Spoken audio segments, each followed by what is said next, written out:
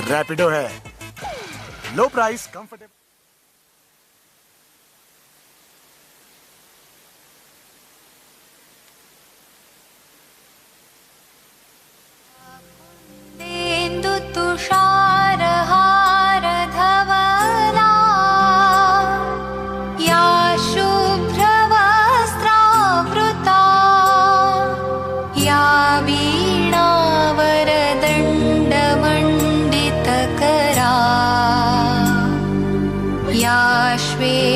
पद्मासना या ब्रह्माच्युत शङ्कर प्रभृतिभिः देवैः सदा वन्दिता सा मां पातु Saraswati Bhagwati निःशेषजाड्यापहा।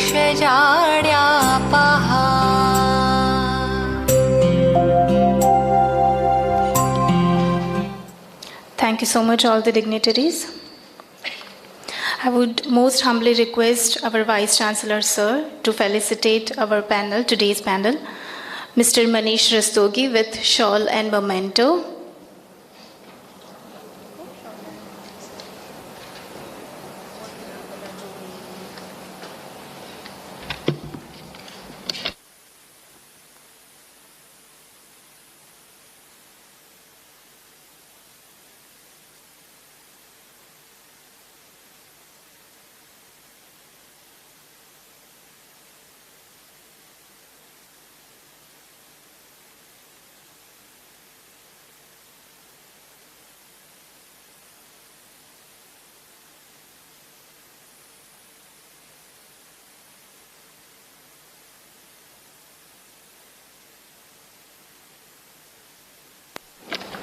Mr. Harish Chaturvedi,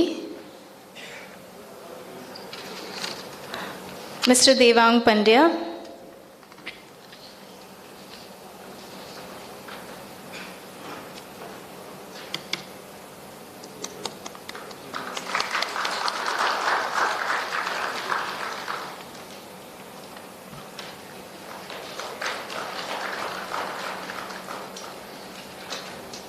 Mr. Govind Singh Negi,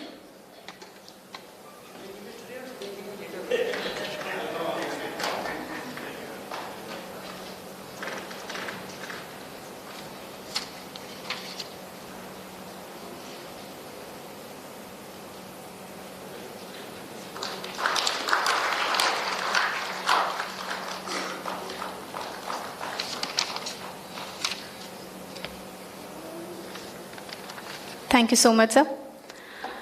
I would request our Honorable Vice Chancellor, Professor Dr. A.K. Suryavanshi, to kindly address today's gathering.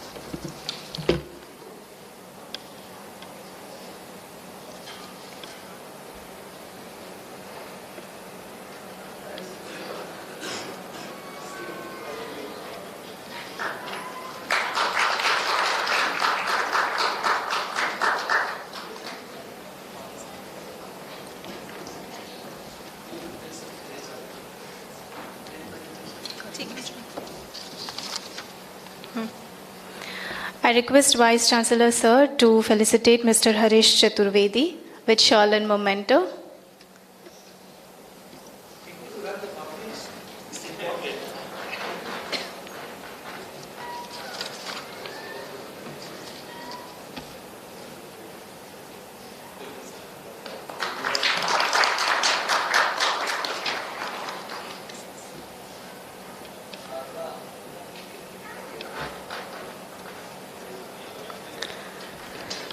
Thank you so much, sir. I would like to request Mr. Mohsin for addressing note by HR Success Talk. He is HR Success Talk representative, a seasoned HR professional with over 11 years of experience in different roles in human resource and multiple industries like in information technology, education, and consulting. Mohsin, over to you.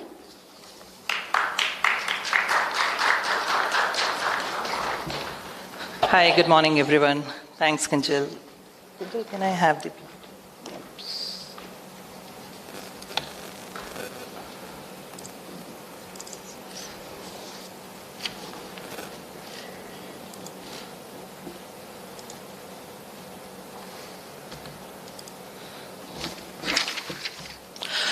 On behalf of the HR Success Talk, I would like to welcome all of you, right? And HR Success Talk is a global community of 150,000 plus business leaders and HR professionals. The vision, it's a 10 years old community. The vision is to become a platform which helps people to come together and learn from each other. As of now, we have presence in 4 countries, India, UAE, Ghana, and Kingdom of Saudi Arabia. And these are our country heads who take the vision forward. And if you see that, most of our country heads are female because we believe and encourage women empowerment. This is our social media presence. You name the biggest social media platform available today in India, and you will find our strong presence there. Spotify, we recently launched our Spotify channel for those who believe in learning on the go.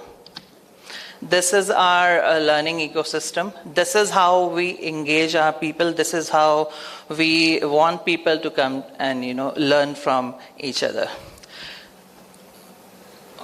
The webinar, we started webinar vertical in 2020, and so far we have done 38 webinars on different trending topics. HR forum, we created the forum because we thought, in day-to-day routine, a lot of HR professionals and the other professionals find difficulty in their day-to-day routine. So in case if you have any queries, anything you want to learn, immediately you can raise a request to the forum, and any of the active forum member will give you an appropriate answer to it. This is our HR Strengths Meet, and this is one of the reasons why we all are here. So far we have done 24 HR Strengths, and I proudly say that today we are celebrating the silver jubilee of HR Strengths Meet. Today we are doing our 25th HR Strengths Meet, and it gives us immense pleasure to collaborate with Karnavati University, and I would like to give my gratitude to Dr. Suryavanshi sir for allowing us to be here. Thank you so very much, sir. You were so kind and humble. This is the glimpse of the HR Strengths Meet and past events which we have done. These are a few numbers for you. This is our upcoming HR Strengths Meet, 26th one, which we will be doing in collaboration with ABBS College, Bangalore next month. The next one we're doing it with the Faridabad Management Association in November itself. This is our YouTube channel. YouTube we created to help people who likes to learn by watching. So we have uploaded more than 300 plus videos. If you are facing any kind of a problem, you want to learn something, you can simply log into our YouTube channel and you will get a number of playlists which can help you in improve learning. These are some of the YouTube playlists which you can watch. Assessment and certification, this we did it in case if you want to add on any skills, in case you want to learn something with certification. This is so far we have done 21 online certifications since 2021. These are some of the numbers for you. This is the upcoming certification on talent acquisition. So in case if you want to learn how talent acquisition works and you want to get certified, you can enroll in that. HR awards, we do not just do the HR awards, we celebrate the HR awards actually. And the reason we did is we wanted to acknowledge, we wanted to recognize the people who are actually making the difference and who are actually making the progress in their career. day-to-day life. So far we have done 6 HR Conference Global Excellence Awards. These are some of the numbers. Last we did in July 2022, and this is the glimpse of the event.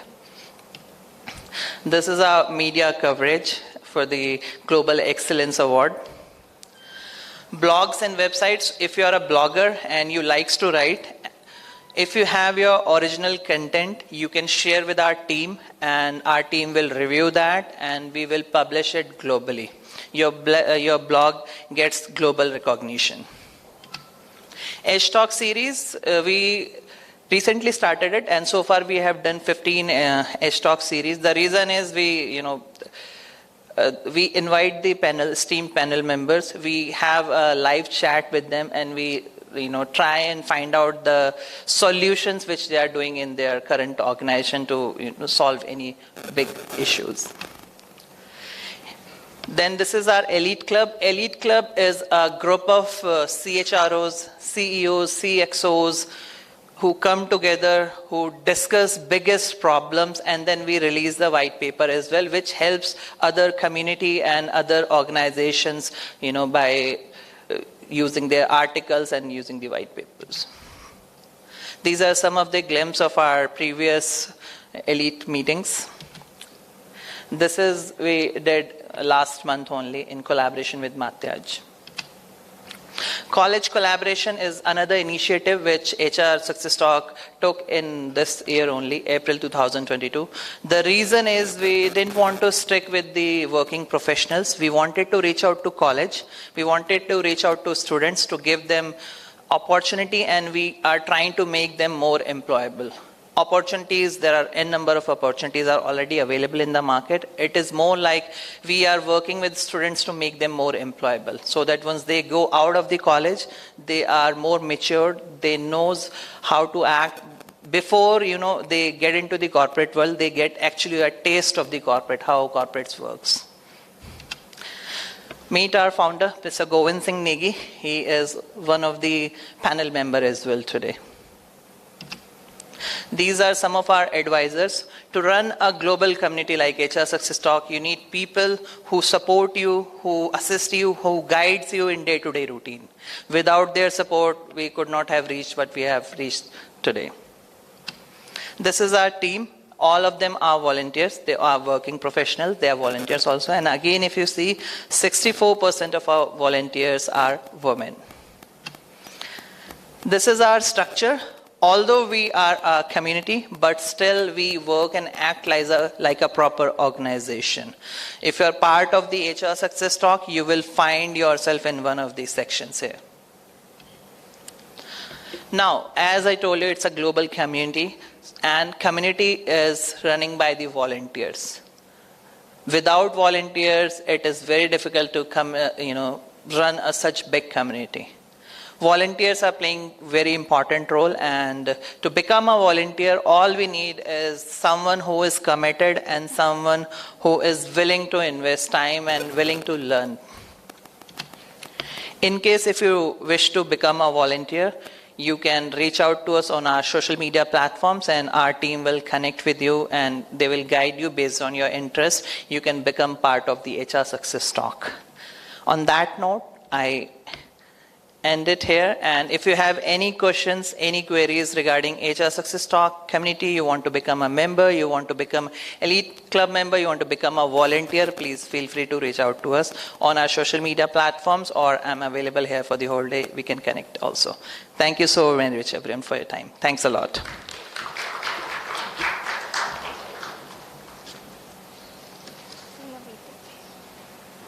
Thank you so much, Mohsin.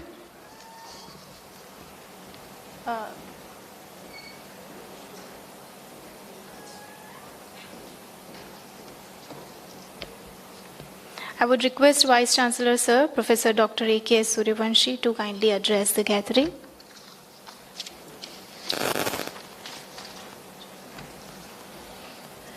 Snehal उनको pickup कर लीजिए रत्नेश जी को पे commissioner. Thank you, Kinjal, for doing this onerous work early morning. Sarve bhavantu sukhina, sarve santu niramaya. Sarve Bhadrani Pashyantu Ma Kaschid Dukbhag Bhavet. Very apt with the theme of the morning session today, which is employees' wellness and performance and a paradigm shift. Paradigm is basically something to new, something emerging, something de novo. And what I narrate quite often, which is Sarve Bhavantu Sukhina, let all be happy. Sarve Santu Niramaya, let all be healthy. In today's contest, let all see good, and O Divine Mother, let no one suffer. Namaste and very warm good morning to all of you. This is very important day for us. For you also it's important because some of you were in the class from where you were pulled out. Some of you thought that today is Saturday, no working day, but we made it a working day. Some thought that probably today there will not be so-called boring lectures, but we started at 9:15 precisely that. So, but anyway, all of you, so all the students sitting here, thank you so much for joining. On behalf of Karnavati University, extend our heartfelt welcome to all our honorable guests. In absentia, Shri Ratnesh Gautam ji, he is Additional Commissioner, Employee State Insurance, Government, Gujarat, Central Government, Gujarat and Daman and Diu, he is heading. Dr. Ankita Singh, the Head of HR from Signet, Haresh ji, we are joined all the way. Mr. Manish ji from Vodafone, Mr. Govind Negi, you know that you have seen about him, heard about him, HR strings, and he pulls the string. He's a puppeteer. So welcome. And we have, if I'm missing the name, Mr. Hemangji and Mr. Mohsin. So all of you and all my faculty colleagues, deans, directors, teaching staff, non-teaching staff, and fellow students, very warm good morning. Today, this is very important because we wanted to have this symposium in a way to talk about employee wellness and also their performance. And this topic is a very perennial topic. However, every time we have to revisit this topic. Why? Because it's very important. If you look at the wellness part today, and wellness, usually we believe that it is a physical wellness, that is the healthy body. But this is not true. It has to do with basically physical wellness. That is to do about, if your body is fine, no ailments, no pain, you are running okay, doing well, keeping okay, eating well, and all your functions are running normal. There is no much of problem. I mean, doctors are poorer by looking at you. So then is a physical wellness. But next is also mental wellness. Mental wellness is a silent killer throughout the world. And mental wellness doesn't mean only stress. Mental wellness also happens at very young age. Usually we believe that more stress you have got, then probably you will have a mental, a bit of dysfunction in your orientation thought. But mental wellness is so important because the physical body, the wellness in the physical body is driven by the mental wellness. So if you are mentally well, mentally alert, then also the physically strong you will become. So this second part is least, addressed in the universities to which we are supposed to come out with the policy papers and white papers. Also in the corporates and the companies, slightly less talked. Even in society, we do not talk about it much. Oh, we have our guest. So welcome, Ratnesh ji. Come. So I had just started talking about so pleasure to have you this morning. So, ladies and gentlemen, all the friends from HR Sting, we welcome Shri Ratnesh Gautam ji, Additional Commissioner, Employee State Insurance, with a big round of applause. And thank you so much. Today was your S-Minister Day. I'm aware, but good at least there was some time, So permit me to complete and then we will come back. But many thanks for coming and joining. We all are eager to hear from your real life experience of handling wellness. So mental wellness was the second thing which is least, talked about. But if you look at from physical wellness followed by mental wellness, there's another one thing which is again very, very important. That is what we call is emotional wellness. Now 2, 3 are different. Mental wellness is that your own being. But emotional wellness depends every day. It's like nakshatra, it's like ghadi, it's like pahar, what we call every 4 hours emotional wellness may change. Somebody has liked somebody more on the LinkedIn or LinkedIn people don't like, I think, Facebook. I'm still very old timer, it seems. So, then you feel start emotionally imbalanced. Somebody has praised someone, you feel imbalanced. Suddenly, your friend, all the students sitting here, someone has come with a very jazzy dress. You start feeling, oh, there's something terrible thing has happened to me. So emotional wellness is something that actually, helps the mental wellness, which in turn helps the physical wellness. Healthy body, healthy mind. But who runs the mind? Mind runs the body, but who runs the mind? It's emotional. What do you call sukshma kan jo hote hain hriday mein aapke, inside the heart. But heart is a overrated thing, don't go by heart. Everybody writing poetry on heart. My heart broke. The heart will say, hey, stop it. I am not breaking anywhere. I am fine. Somebody say, mere dil ke tukde ho gaye. Heart will say, what nonsense. I am absolutely fine. I am one piece. I am only 240 grams. Don't drag me into all this mess you are creating. So anyway, now emotional wellness. But above emotional wellness, there is something called spiritual wellness, which is at the top. Some philosopher was talking about what are the different forms of love. Someone says about love for the mother, some says love for a spouse and love for your children, etc. But actually, the highest form of love is love for the divine, where it takes you aham brahmasmi. Actually, this is the highest. There's nothing comes before it, nothing comes after that. It's the love for the divine. So, basically a spiritual wellness. How many of us are investing into a spiritual wellness? Maybe we do the puja in the morning or namaz, 5 times. We feel that the God is on my side. God doesn't come on our side by doing this. We also feel that today is the Navratra and the 9 days I will do the fasting and maybe one morning, I will pray and then for the next 6 months, God, you be by my side. God is not your undersecretary. The goddess is not, our employee.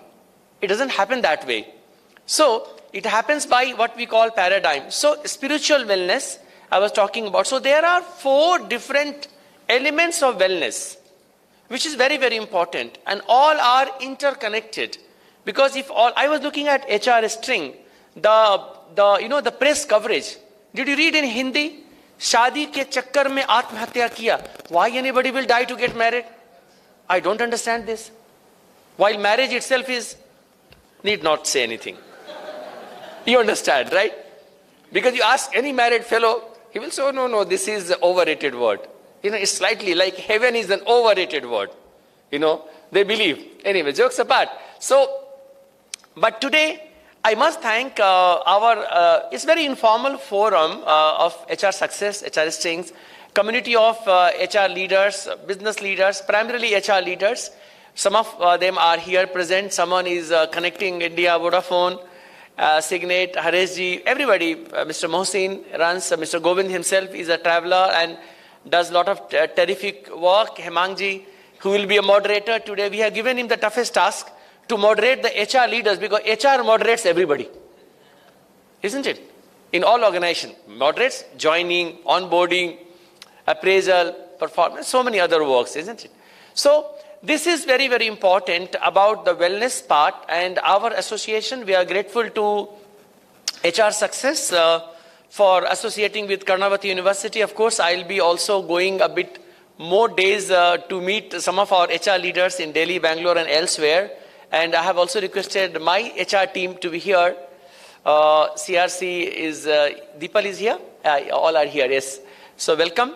So you'll be interacting more. And our idea is that along with HR Success team to organize a CHRO meet on the campus.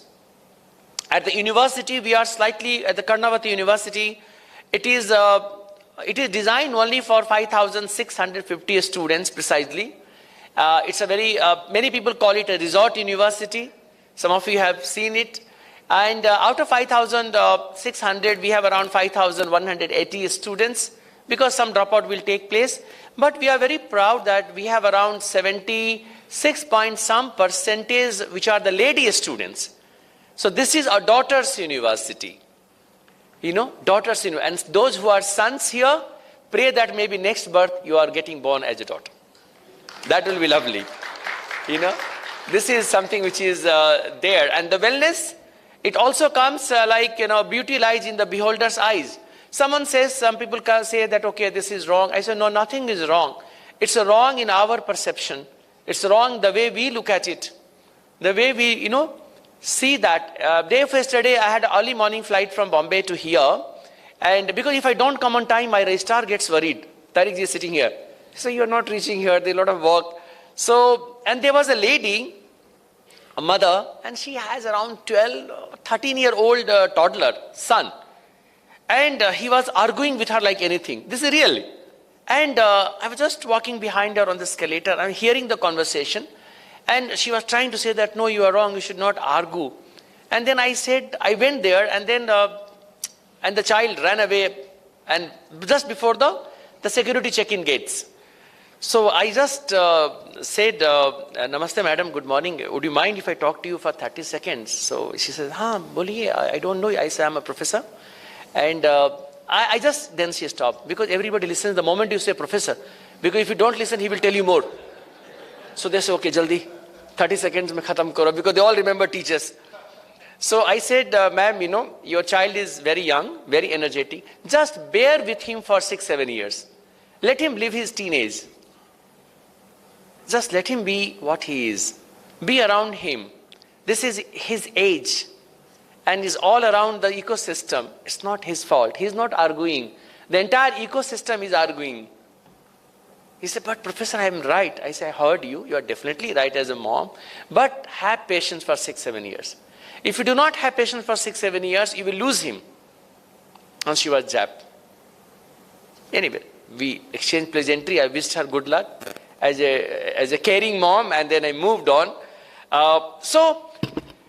It's all about paradigm, what we say. But I have got some data, and I wanted to just go through some of the data which came from Employee Wellness.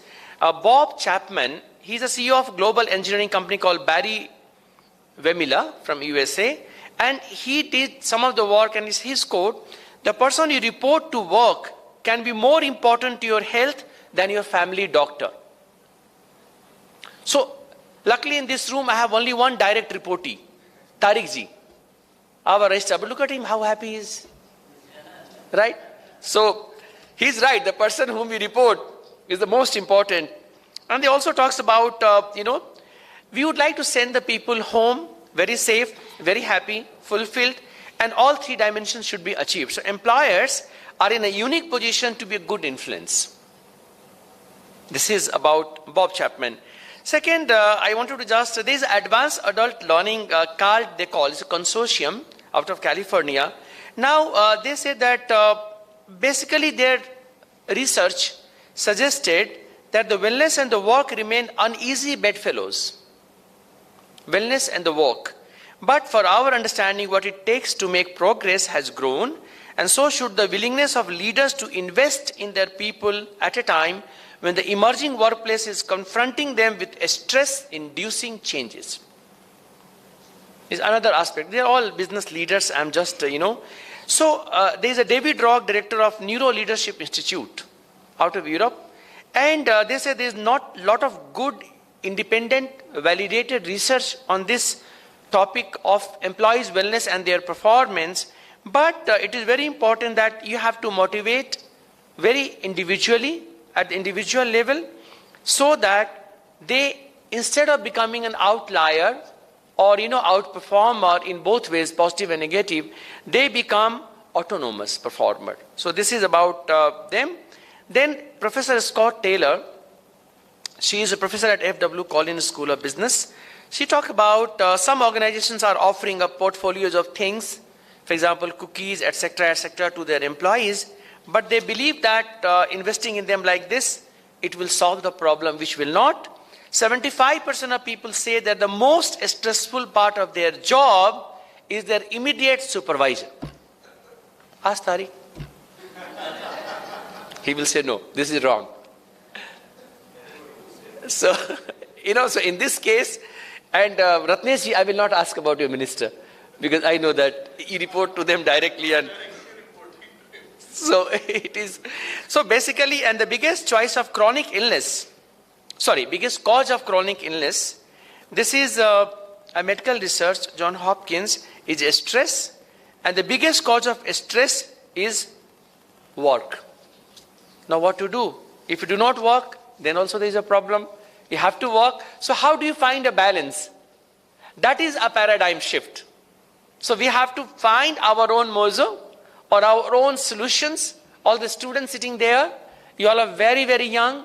So you all have to find your own, because at this age, the moment technology is going to take over more and more often, we will find these elements because we will go against the community. Against means we will spend less time. We are spending more time on devices. We are spending away from the physical gathering, community, going out, meeting people, letting things go. So this artificial intelligence is killing the natural intelligence. And this artificial source of entertainment is actually killing the joy of entertainment, should be. And these particular artificial, you see 100 channels if you open, there are 150 Babas there. They don't give any spiritual wellness, actually. We all make them richer by watching their channels. And also, I don't know, they have solution for everything. Why didn't they have solution for COVID? No one could forecast it. Everywhere you'll find a great astrologer. No one could forecast. So basically, in the scheme of the nature, you cannot forecast the nature. Because nature is beyond forecast. Nature is pervasive. Nature is everywhere. You just cannot do anything about it. So I welcome you all for this lovely symposium called Paradigm Shift in Employee Wellness and Performance. And once again, thank all of you for being part of this small gathering. We wanted to make it a very focused group. Have a lovely day. And we look forward to the deliberations as we go on. Thank you so much.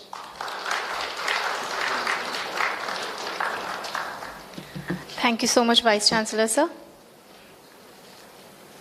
I request Vice Chancellor, sir, to felicitate Mr. Ratnesh Gautam with memento and shawl.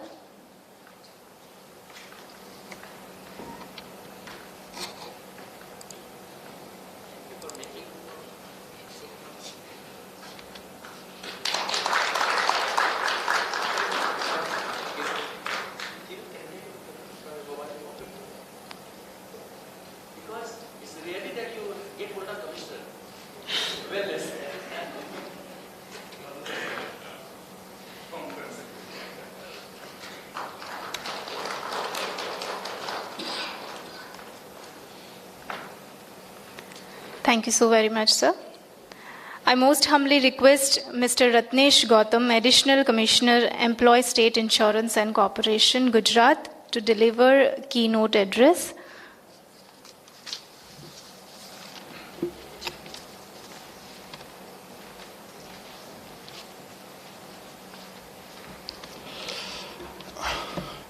Good morning to everyone, and distinguished HR managers, I suppose they are here, and the students, professors. I have never spoken before such a gathering of especially the teachers and professors.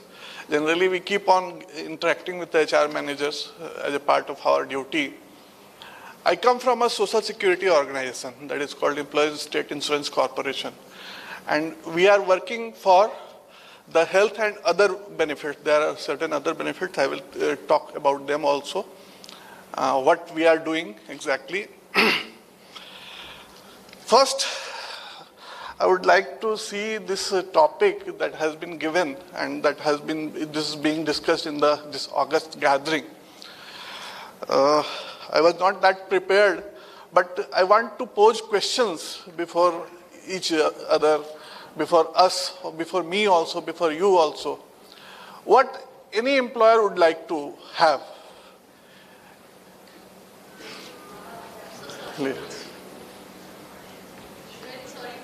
No, not at all. Any employer, in terms of their human capital, their human resources, they would like to have the wellness of their employees. No employer on earth would like that their employees, their workforce should be unwell. So wellness is the most desired thing for the employees' workforce. And every employer would like to have the performance of their employees, because the company, the organization, the workplace exists for the performance. Then where is the gap? Any employee now we are talking from the perspective of an employee. All the students who are going to be the employees and the managers in the next few years. So what would they like to have? What kind of pay package would you like to have? Or are you ready to work on a lesser pay package having certain other benefits? That is the big question that we can pose before any youngster. Most of the youngsters, they don't understand that what are the needs that are going to arise in the working life, during the work life. So they also would not like to sit idle. They would like to work. If a surgeon is given full 10 lakh rupees per month package and he is not given work, will he work in that hospital or in that organization? No. Because his skills are not going to be sharpened over the years. So he also likes to perform. Any employee would like to perform because in the long run, that performance only will give him the returns in the life. So they also want to perform, they want to give performance, they also want to be well, they don't want to be diseased. Then where is the gap? The employers thinking or wishing and actual at the actual workplace, what they are doing, there is a lot of gap actually, especially in terms of Indian context. I have seen up to 5% or 10% companies, they are really good. They think about the wellness of their employees. They work on, they keep on doing certain activities for the wellness of their employees. They want to give entertainment to their employees. They want to create facilities for the recreation of their employees. Lot many things they want to do. But how much are they are doing I am talking, the other employers. Because we, as a social security organization, keep on interacting with different type of companies. Lot many companies are there who are not at all bothered about the health of their employees. This is a sad part. If you talk to them, if you interact with them, they are very hunky-dory about it, they will give a very rosy picture about it. But on actual ground, they are not doing their due. So now I will share some stories before delving into what we are doing for the employees' wellness for different private sector and organized sector companies. There is a story of my school. I come from a military school, Sainik school. In that, the whole system was all about wellness. Academics was important for us in the school, but much more was important, the physical activities were much more important. And most of the students were not that great in physical activities or not that great in leadership qualities, but we kept on working on that. Can I get my glass of water, please? Thank you. So, our school and the students there are the human capital there. So they kept on working on our physical activities, on our wellness. I just wanted water. Thank you. We kept on working on that. Most of the students were middle of the path students. One of the students, after reaching 10th class, suddenly started performing in a great way. That 5 years of continuous training gave him that fillip. And thank you. That in 11th and 12th, he performed like a superstar. I'm talking about Dr. Suryavanshi. So it was like working on human capital and being on the middle of path. All the students, most of the students, many of the students are on the brighter side. They are real performant since their primary schools only. But most of our students were of the middle path, and then he performed so well. He became, and after that, I was really surprised. I knew him very closely, and I came to, then he joined National Defense Academy. And National Defense Academy is the most prime institution of this country, preparing for the officers of the armed forces. And there, that person excelled in the long distance running that is called cross country. We were really surprised at the school that how this performance has come. I don't know. I am trying to relate these things.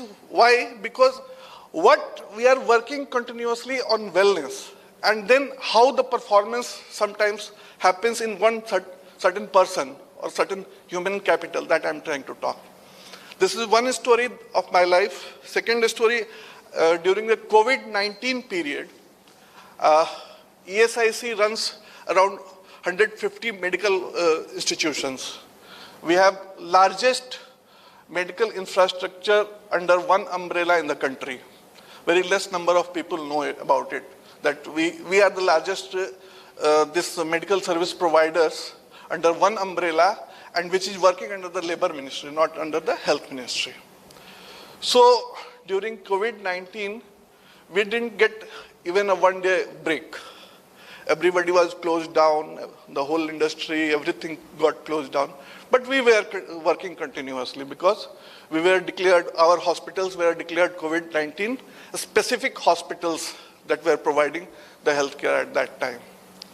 During this second killer wave, second wave was more killer. At that time, our one hospital at Faridabad, that is ESIC Hospital and Medical College, Faridabad, it excelled. And everybody was trying to get somehow entry into that hospital. How to get admission in that. All those senior bureaucrats everybody is affected. So anybody who is affected wants that best. And the bureaucrats, they know how the ways to get the best out of the things that are available in the government sector. So everybody used to call each other, and somehow I also used to get calls for most of the Gujarat areas and Delhi NCR, because I have served mostly in Delhi NCR area. So at one point of time, I had to directly contact the Dean of Medical College ESIC Hospital. And then he said, Ratnesh, see, everybody is talking about ESIC Hospital is doing so well, but what about my manpower? What about the wellness of my manpower? They are also part of this larger population. They are also sick. He then confided with me that most of the doctors were suffering from this corona disease. Many of the paramedical staff were handling this. Somehow, even with the lowest help of the lowest staff, they worked, and somehow they came out that the least number of fatalities that we faced in that hospital. So, in that terms, I am forced to think that what is the wellness quotient of that hospital's employees, that hospital's manpower. Even if they are doctors, but they are also human beings. They are also employees. And then we don't even think about them as human beings. We think that they are either God or the stones, whatever, but they are not human beings. And sometimes we charge upon them. So wellness of that kind of manpower, the medical manpower, is also very important. And then their performance will come out. Then they will be able to save you and us. So that is the second story that I wanted to share with you all. One story I personally encountered when I was posted at Gurgaon. So it started with a very small thing. In the government setup, all over the country, especially the central government, we have to bring out a Hindi magazine that is part of our official language policy that we call Rajbhasha thing. That is a compulsory part of thing that every government office has to follow. So in that, every time there is a dearth of a story, nobody is interested in writing these things. We are forced to bring out at least one magazine once in a year. So I said, let us say that let us celebrate the diversity in our office. That was a very small office of about 40-50 people at Gurgaon. Rather, we were dealing with a very larger number of population for the employees of the different companies like Honda and whatnot, Maruti and all, though in that area only. But we were only 40 people. So I said that I will try to write a small story about different employees who are diverse in nature. So I came about one person who was actually disabled, and now we call them especially abled. But his disability was not recognized as per the norms of the Disabilities Act that are provided by the Social Empowerment Ministry. So when I talked, and he was earlier also, I used to shout at him that you are not performing well. In typical, it is all our government offices are typical. They will go much more times for tea break. So he used to go more times for tea breaks outside the office. We were not having that kind of facility inside our office. So at that time, I talked to him and I said that, please tell your story and I will write this in this magazine. This magic happened. Just that story I wrote. He told about his school days that he was like little discarded. Nobody recognized, sir, मुझे हमेशा चिढ़ाते रहे बचपन से ही लेके और अभी भी ऑफिस में लोग चिढ़ाते हैं इस तरह से he talked like that. I wrote that story very honestly and that brought out in our magazine. It was in magazine, I really didn't believe and I really didn't think about that also, that kind of result will come. After that story was published, and it is not even a recognition because that magazine is just part of our annual routine kind of thing. So I brought out that story that got published. It is not much publicized or it is not very circulated also that way. But the change in that person's performance that came before me was astonishing. It rose like that, went through the ceiling, his performance. Then I said, where were you? Then I shouted again on him, why you were not performing like this before? He said that nobody recognized me, sir. So that kind of this recognition, I think, is also related to wellness of an employee, especially the emotional or psychological wellness that we keep on talking about. Recently, we had a very, only 3 days were given to me, and at this, there is an area called Sanand, which is upcoming industrial area, and it was a large gathering that we have to bring in for a central minister's function, and then we are going to establish a hospital there. So for that day, 3 days were given to me, and then I took support of the different companies that they are working there. So 3 days were like 10 to 12,000 people we had to gather. Accordingly, that large type of function should be there. That large big LED thing, lot of security issues that you have to deal with, many things. There are so many VIPs, they are coming, those protocol arrangements, everything you have to see. And only 3 days were given to me. In my workforce, I came to know that certain people were not well. So I asked them that you take rest. But this challenge had come and nobody took rest. And it was very amazing to observe that as soon as this function happened successfully, and see, you have to, if you are going to deal with some Z plus security person, there is a whole lot of drill that you have to undergo. There are people from CRPF coming, there are people from NSG coming. DM's office will keep on telling you different types of things. And I had 5 different very highest dignitaries of the country that had to be on the dais. So during that time, when my people who were not well, I had asked them, I am again repeating that take rest, we can substitute with you. Somebody else can come and work. They did not take rest.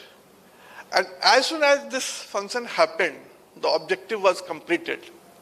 Then I saw at least 7 to 8 persons reported sick. So there is certain kind of thought process also undergoing in the mindset of the employees also. If something is given as a challenge to them, then even their own wellness, their own personal wellness, they can take the back seat and the organizational objective comes first. So I observed these things. Now what we are doing, I will talk about that as an organization.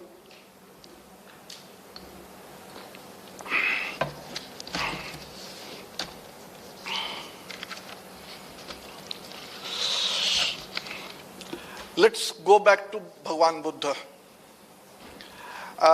Before he became Buddha, he was a prince, and I think everybody will be knowing that what 3 things he saw which prevailed upon him, that he should leave home and go and seek the knowledge about that, why these problems are there in life. There were 3 things. Everybody knows? Yes.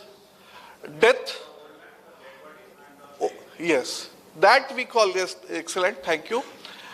So that 3 things are the exigencies of life that we call in our social security organizations. The sickness, then old age and death. These are 3 eminent things that everybody has to undergo. But he found a philosophical answer.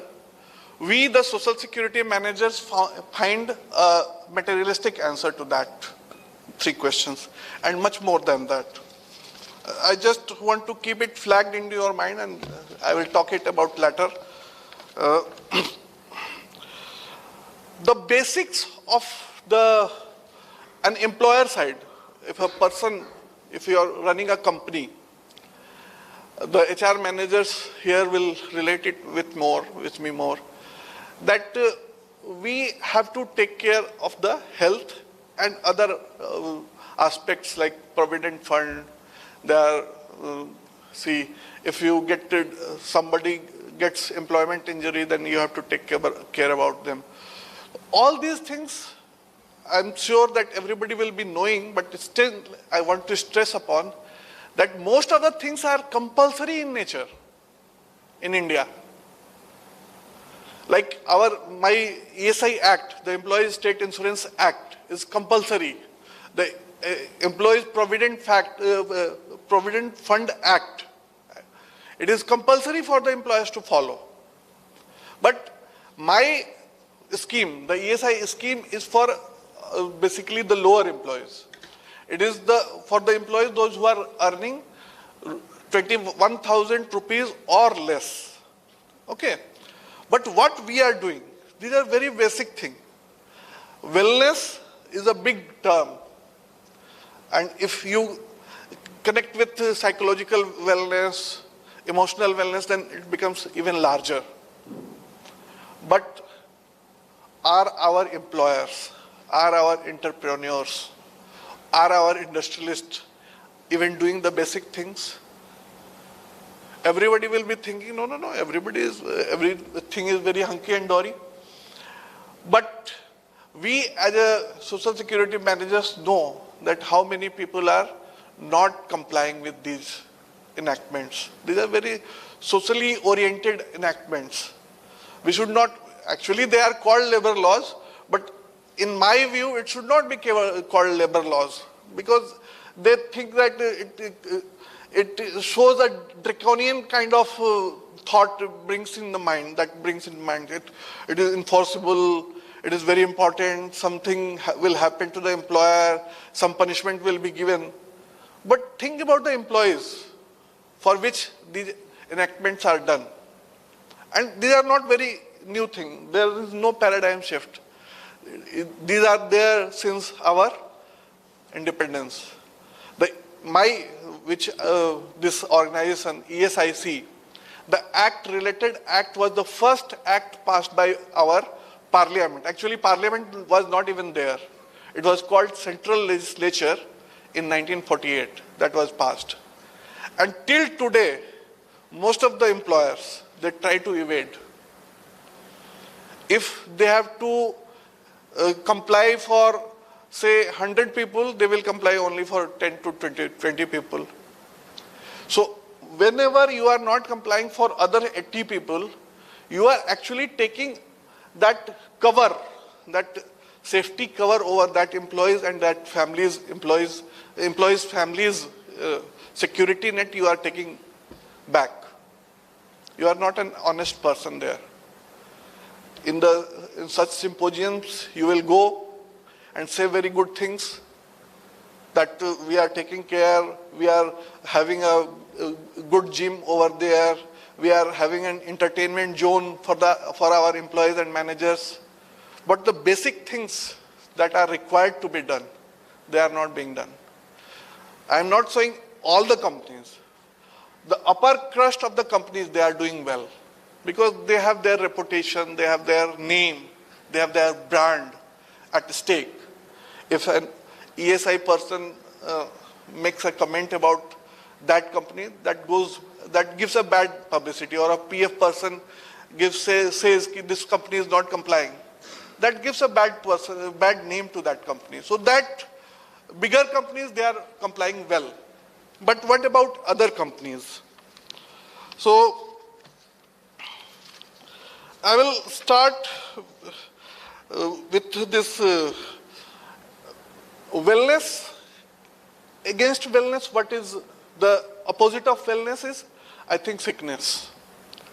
If you are not well, then you are sick. In terms of the International Labour Organization, this is the actual definition they have given. It will look very, very weird to listen about this, the opposite of, if you are not well, then you are sick. But it is the actual definition that has been given by the International Labour Organization. Actually deals with the work relationship between an employee and employer globally. So they have given this definition of sickness as any morbid condition wherever it causes. So it seems to be a very heavy thing, morbid. But don't be concerned about this. Anything which is not at ease is diseased, dis-ease. So in that terms they have talked. So, and the answer to these, any kind of sickness, any kind of not at ease, and there are so many other things, so many things. The answer to that is Social Security provisions like ESI Act and EPF Act. So they have given 9 fields where the Social Security provisions are required to be done by any kind of organization all over the world, universally. This is in the events or exigency, I generally called exigency. I talked about Lord Buddha's, who saw 3 exigencies of life, but the ILO recognizes 9 exigencies, that is illness, unemployment, employment injury, maternity, family responsibility, invalidity, loss of breadwinner, and retirement or old age. These are the exigencies that we work upon. And all these things are provided in the enactments. All these things are very basic.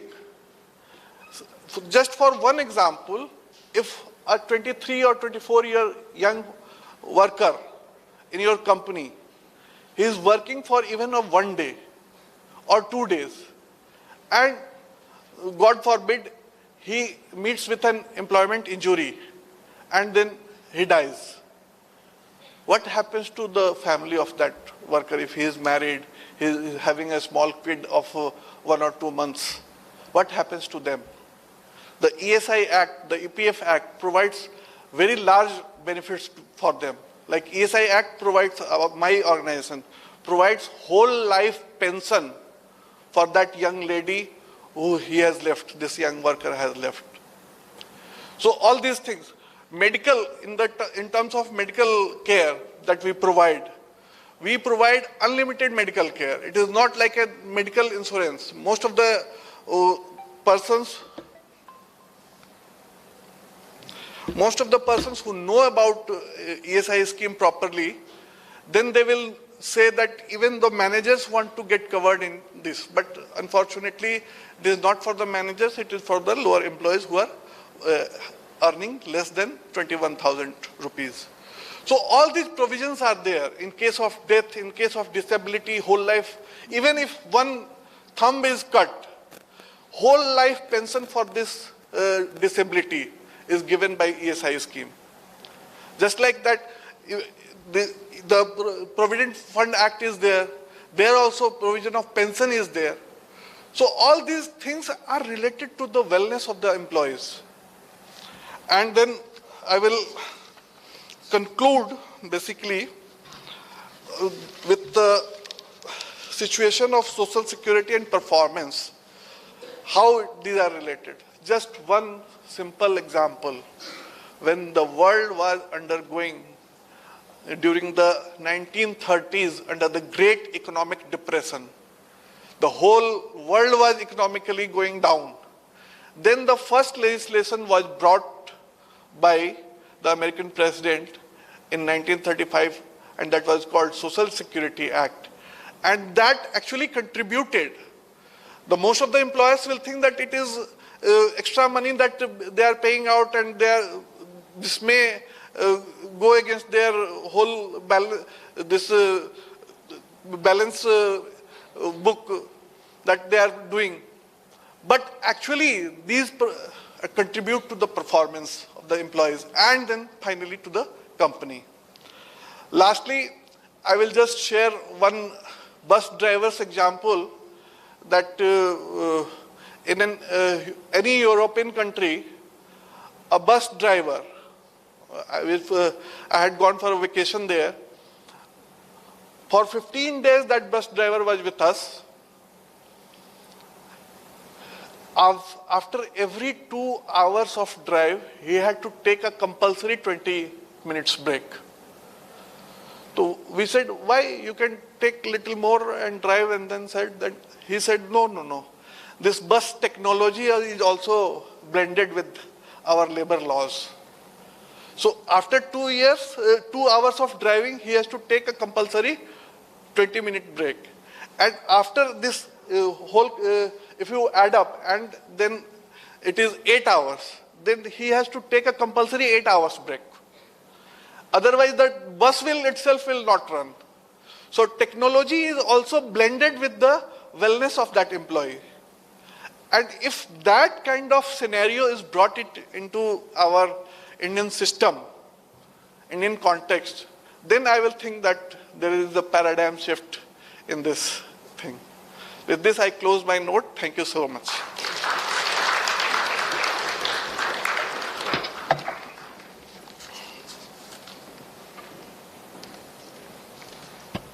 Thank you so very much, sir.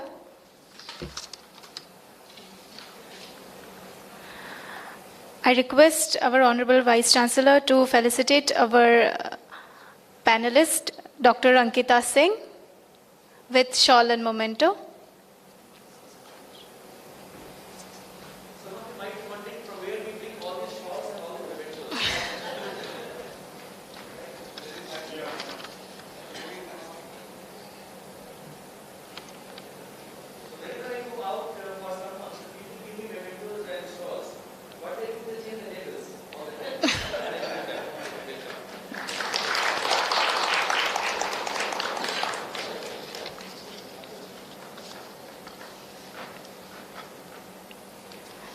Thank you so much, sir.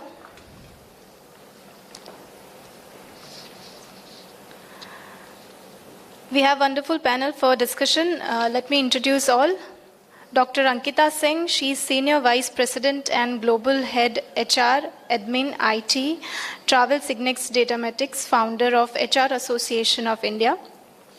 We have Manish Rastogi, Capability Talent, OD and D&I Vodafone Idea Limited.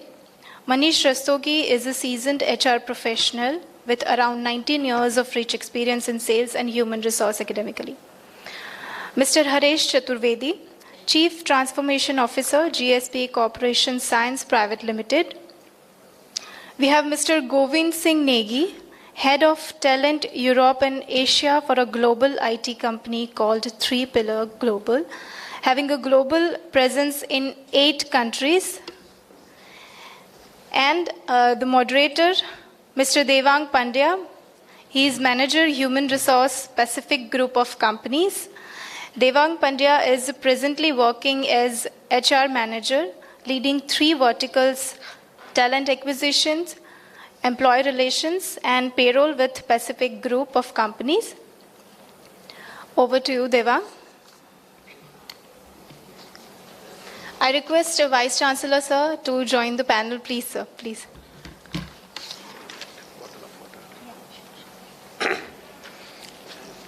Yes.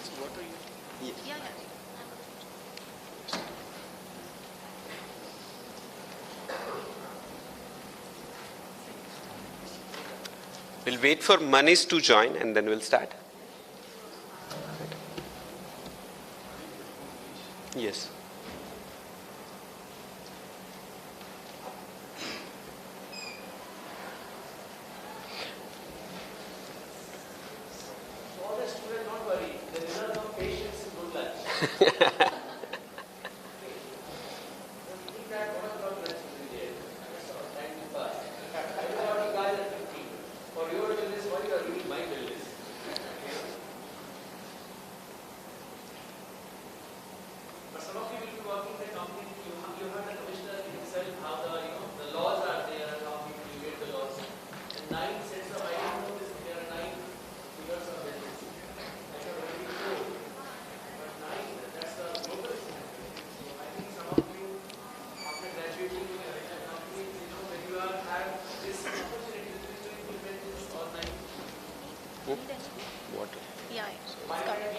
That's okay, otherwise Manish.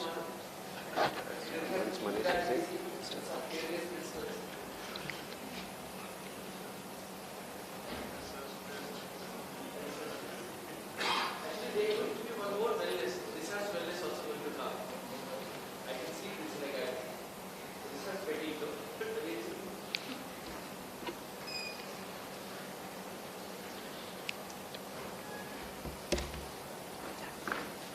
Yes.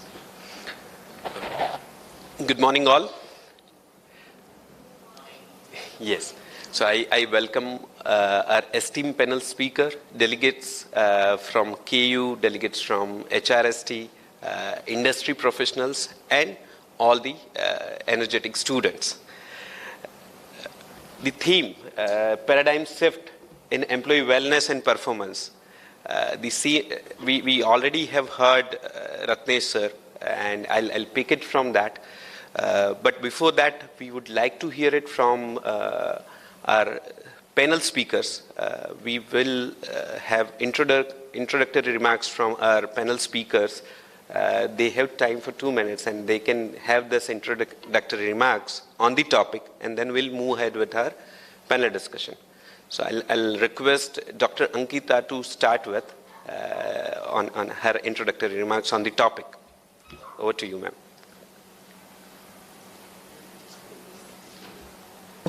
Is it working? Yeah. Hi. So everybody is still alive? Yeah? So, good morning, everyone. So to start with the introductory remark, I would say, I think as Sir also mentioned, if we talk about wellness, it always existed because we have been primarily focusing on people throughout, right? No matter how big or small businesses were, people were the core. So if we would say that focus ever shifted, I wouldn't say that. I wouldn't agree to that. I think it always remained as a strong pillar. But when we talk about the current shift, I should not be thanking COVID, but yes, somewhere we have to connect it with COVID-19, where suddenly the realization or the need of increasing focus on wellness suddenly expanded, right? If at all we talk about two terms, be it students or anybody and everybody sitting here, if I would say which were the two terms everybody would have heard, one would be adaptability and second would be empathy. Anybody who has not heard empathy or who has not been asked to practice empathy in last 6-7 months? No, right? And reason being, people say that be it business, when we are talking about numbers, you can manage it if the emotional quotient of your organization is well placed. And when we talk about emotional quotient, if your employees are, as Sir mentioned, valued, recognized, and they are taken care of, everything is perfectly fine. So I would not say that shift has drastically, taken a turn, but definitely there is more concern because everybody has gone through a difficult phase, and the basic need to understand what is actually right for that individual from what is right for the organization has come up, and that has to be respected, because now we are not talking about great place to work alone. We are talking about a place which is perfect for that particular individual to survive and excel, and that has become the core. Thank you. Thank you, Dr. Ankita. I would request Govind to share his thoughts on this topic.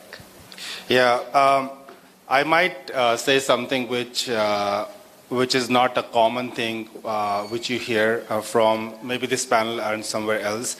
I think there is a lot of change which has happened in the mindset of organizations at this point in time.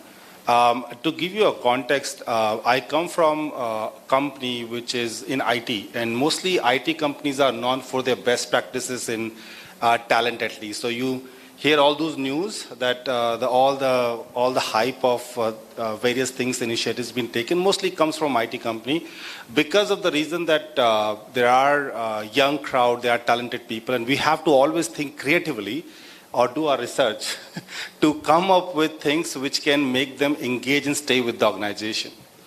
But honestly, COVID broke many of us. As a global organization, I always thought that wellness was one of the key part of our employee engagement and wellness initiatives. But when COVID happened, I'll tell you this personal story. I had Europe and Asia. When COVID hit, I think Mr. Ratnesh said it very correctly, the second wave was very tough. The first wave was okay, and still organizations were trying to do a lot of stuff. When second wave happened, we are around 500 employees in India, across spread all over India. They're all IT professionals, software developers, architects, cloud.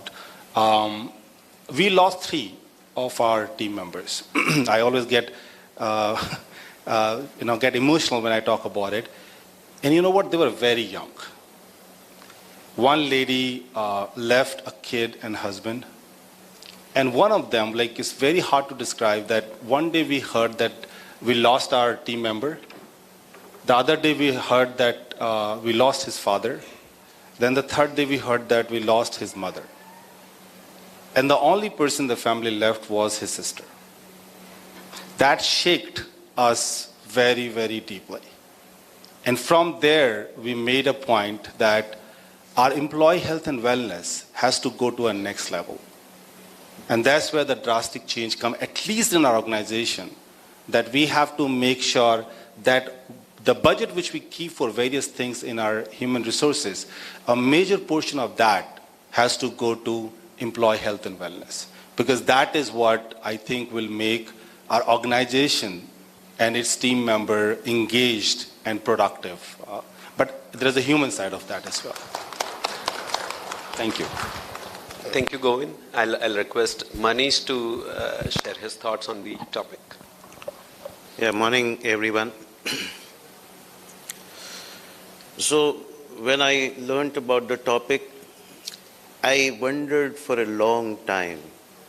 I asked the moderator who's going to be the audience of it. Most of you are students. And I said, no, this is not the stuff which you'll talk about in the university. This is something which is organizational, which is also a part of it. So we talk in organization, so why here? And then I realized that when we have to talk about leadership in organizations, when we have to talk about creating leaders, we don't give and expose them to leadership when they reach the leadership level. It is L-1 or L-2. That's when they talk about. And suddenly, the shift happened in my mind. I says, wow, this some university which is thinking futuristic. And you need to plan those things right now. Dr. Suryavanshi talked so much about physical, mental, emotional, spiritual. So all those things need to be seeded in now so that we become better futures of tomorrow. Right? So this is my one take, not challenging, but when Dr. Ankita said empathy, we learned about empathy, yes. But honestly speaking, I felt, for me, it was the complete unlearning which happened. I said, 15 saal, 20 saal se hamari, the organizations have been talking about empathy. Any training, communication skills, empathy. Emotional intelligence, empathy. Managerial effectiveness, empathy. Leadership skills, empathy. Everywhere empathy is there. Now, empathy went out of window in the COVID. Where was empathy when you're leaving a human to die? You're allowing 50 people for marriages and not even 10 people in funeral. This is the fabric of the country. I'm so sorry about it. Where is the empathy? When your family member is not there, your family member is sick and you want to be staying away. Mujhe COVID na ho jaye. Where is the empathy? Question mark. I really wondered. First wave, COVID, right?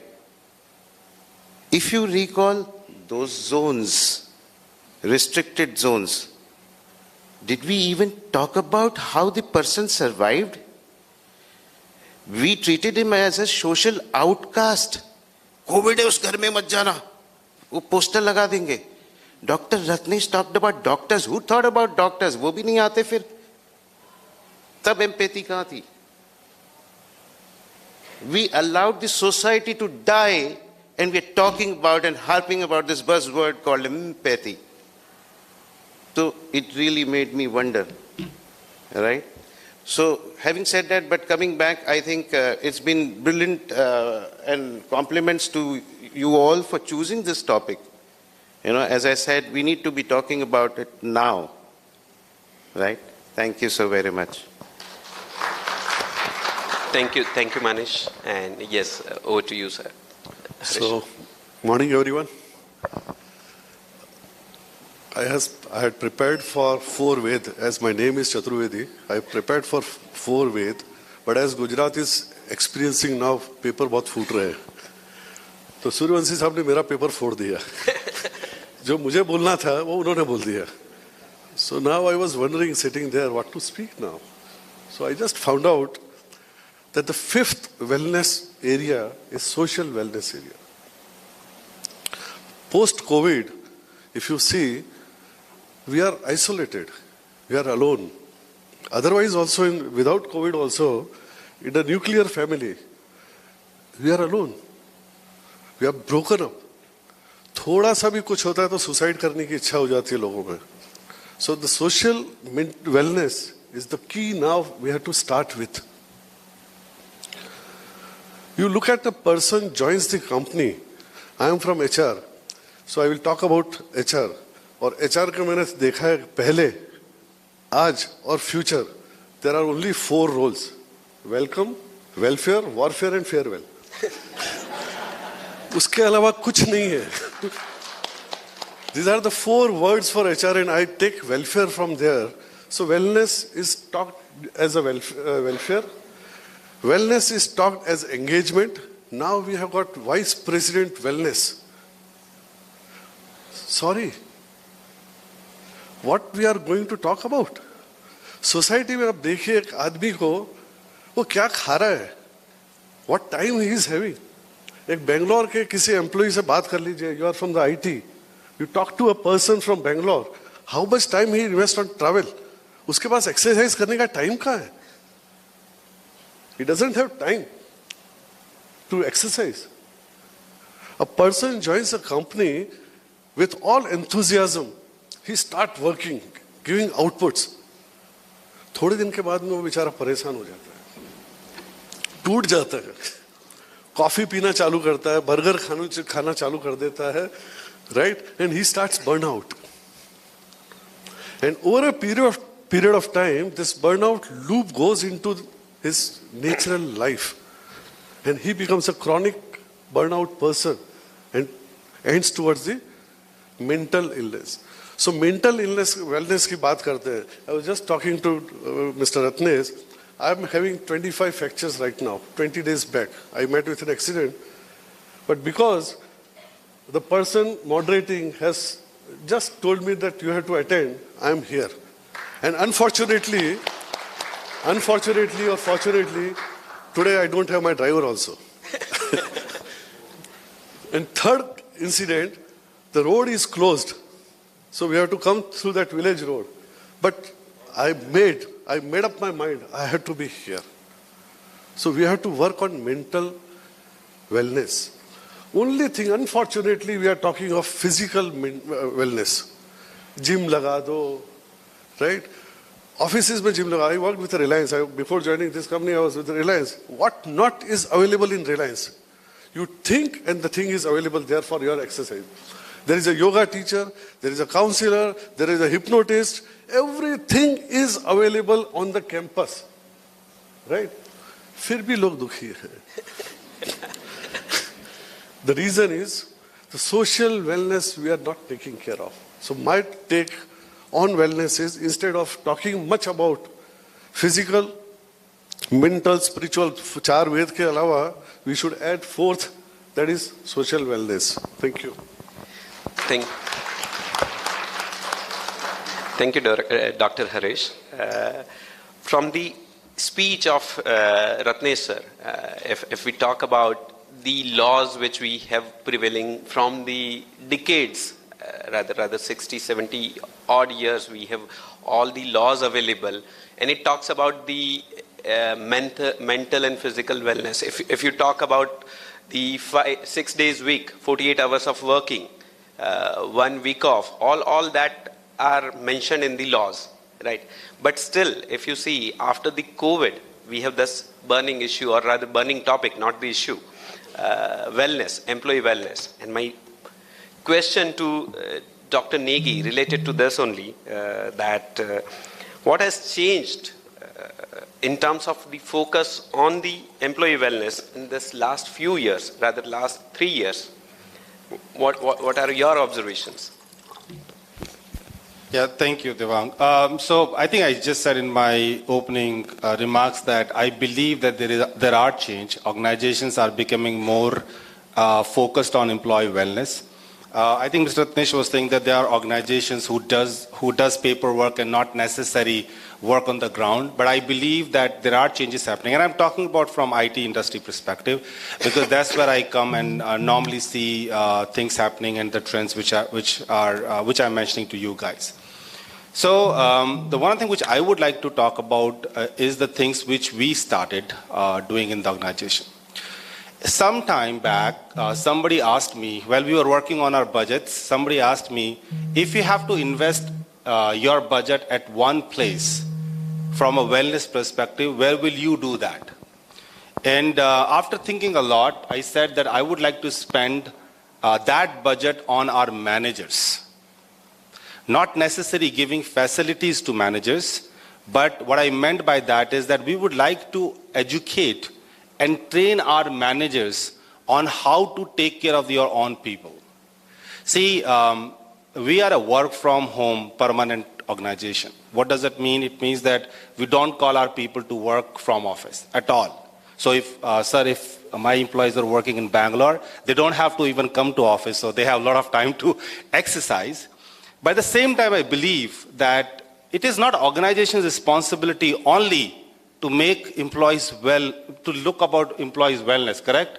If you don't want to do exercise, if you don't want to do spiritual things, like organization might not be able to force you to do that, right?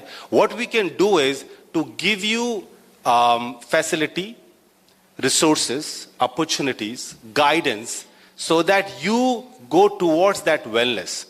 And that's what I think I have seen a lot of things, changing in last 2 years. Organizations coming up with a lot of new creative ideas. And of course, there are a lot of things which used to happen earlier. We going permanent work from home was also a part of wellness. It was not necessarily the major reason of that, but was also part of the wellness that we do not wanted our people to go in those pandemic time, roam around here and there and get infected. And we wanted them to be at a safer place, whatever safer place they thought it is. It could be their home, it could be a mountain or wherever you want to work from.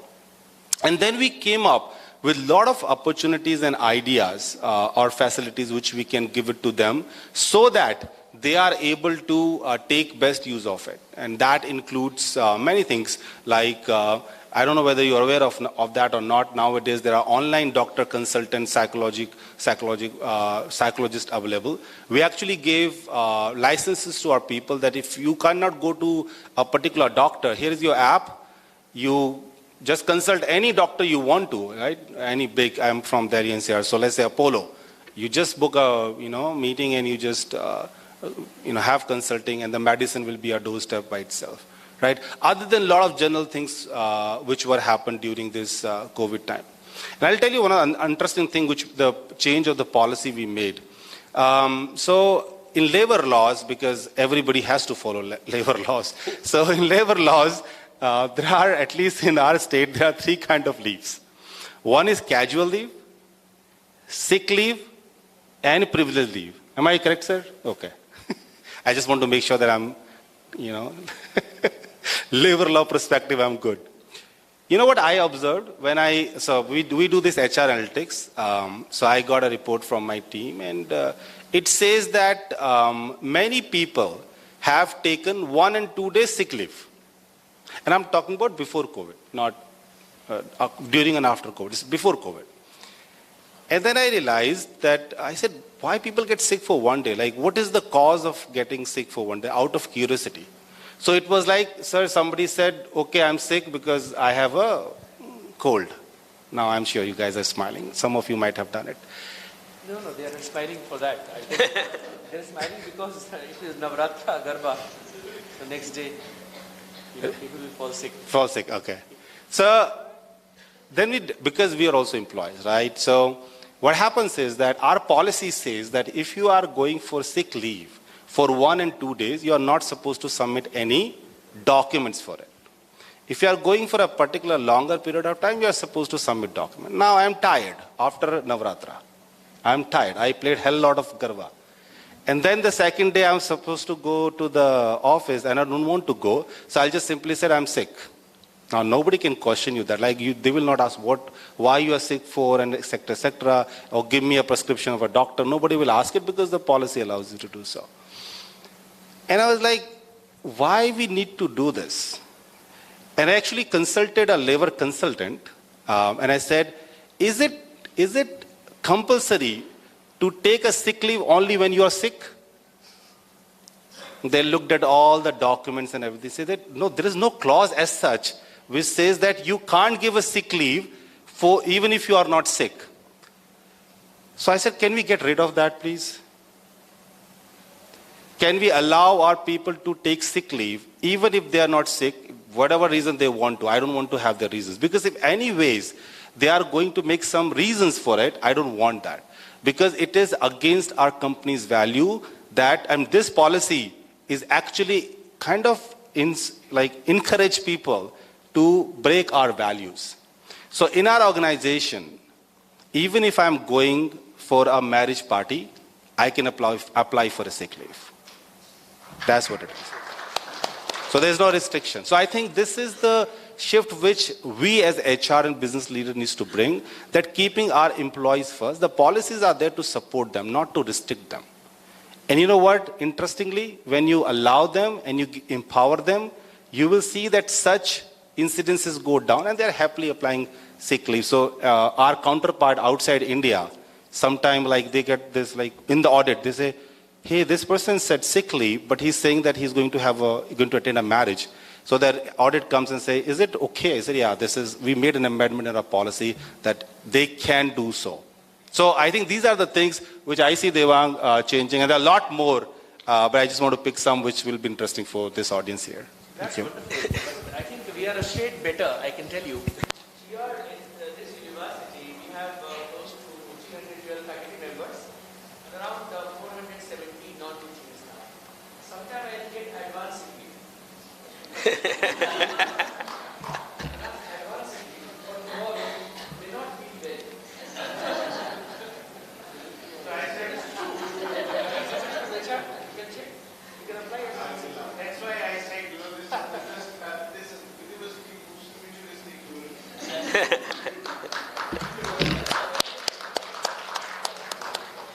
Yeah, I would like to add on what Govind said. I mean, in our company, we have not bifurcated any leaves, so you can take any leaves.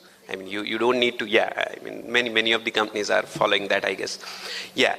One more point which I took from Govind's speech, that empowering or investing in the people on their mental wellness, on their physical wellness. With that, if you have heard recent news, or rather that was in all over the social media, that one of the e-commerce company, they gave 11 days of reset and recharge.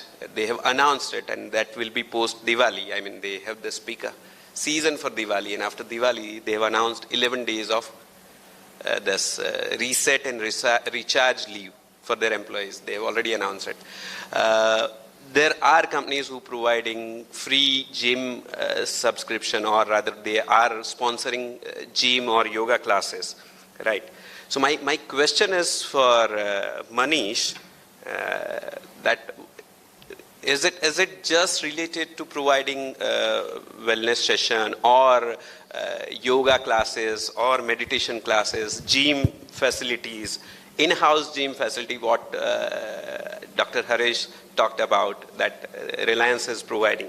So is it good enough to focus on this basic facility, or rather this wellness programs in the office, or it is more than what all about it?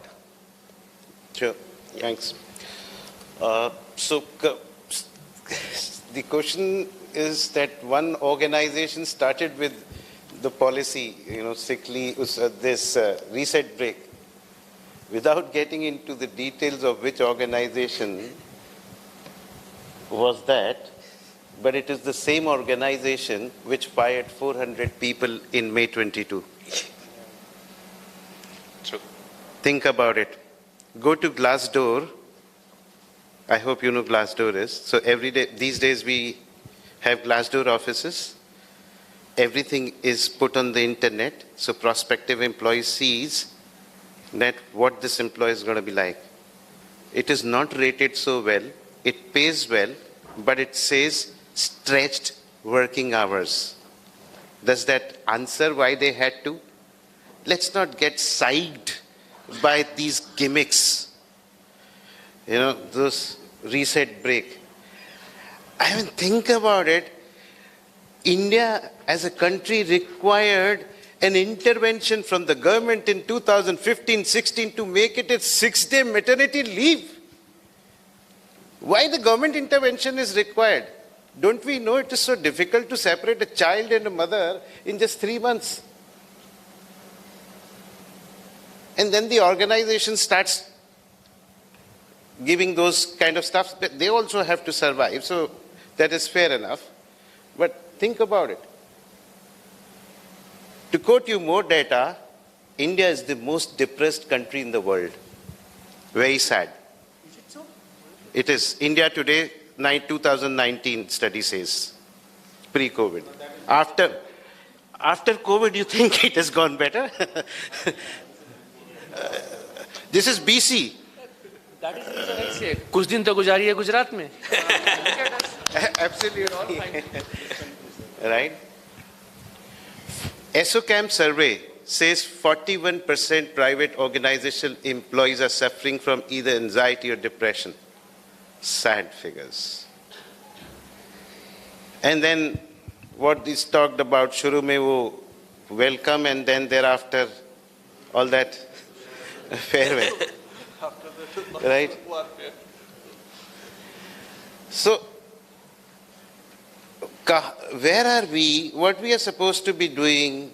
I think Indian organizations, these gyms and all, as very rightly pointed out, ये सब हाथी के शायद दिखाने वाले दांत हैं. Right? खाने के, are we really working on them? Is the question mark I'm raising.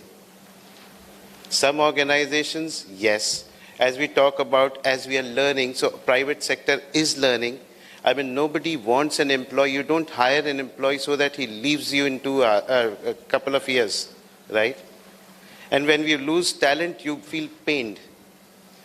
Especially after having worked on him or her, having trained him or her, and then again the vicious circle starts. फिर से नया बंदा लाओ, फिर से उसको train करो, फिर से. Right? It is painful. So now the organizations, I'm glad, at least have started working on it, the fabric part of it, the DNA part of it slowly. We talked about sick leaves, yes, so even in my organization, there is no concept of sick leaves, unlimited sick leaves in a year. But yes, they say if it is more than a week, which is 2 days, Saturday, Sunday excluding, 2 days, Saturday, Sunday, this side excluding, 9 दिन से ऊपर अगर आप नहीं आते हैं, तब एक prescription या कुछ बता दीजिए. But otherwise, we don't even count sick leaves. It may happen, 10, 15, 20, we don't even count that. 25, 30, and your leaves are above and over, right? We've removed punching machines. I mean, हम MBA में McGregor की theory X and Y पढ़ते हैं, organisation पे क्या हो जाता है? क्यों पंचिंग मशीन लगा रहे हो?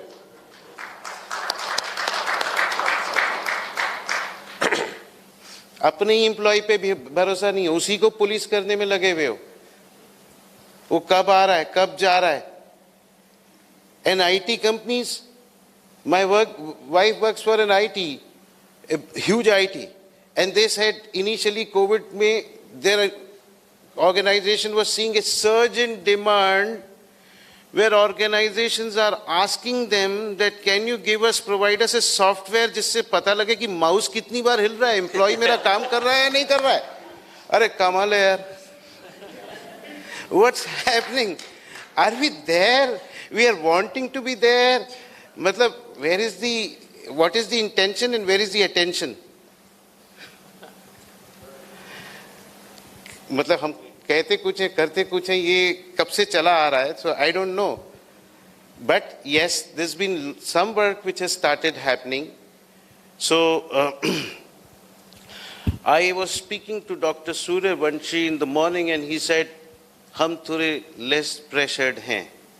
Faculty भी, students भी. मैंने कहीं सुना ही नहीं था. And I said, wow, this is it. तो एक और futuristic चीज़ है, मतलब इस यूनिवर्सिटी के बारे में.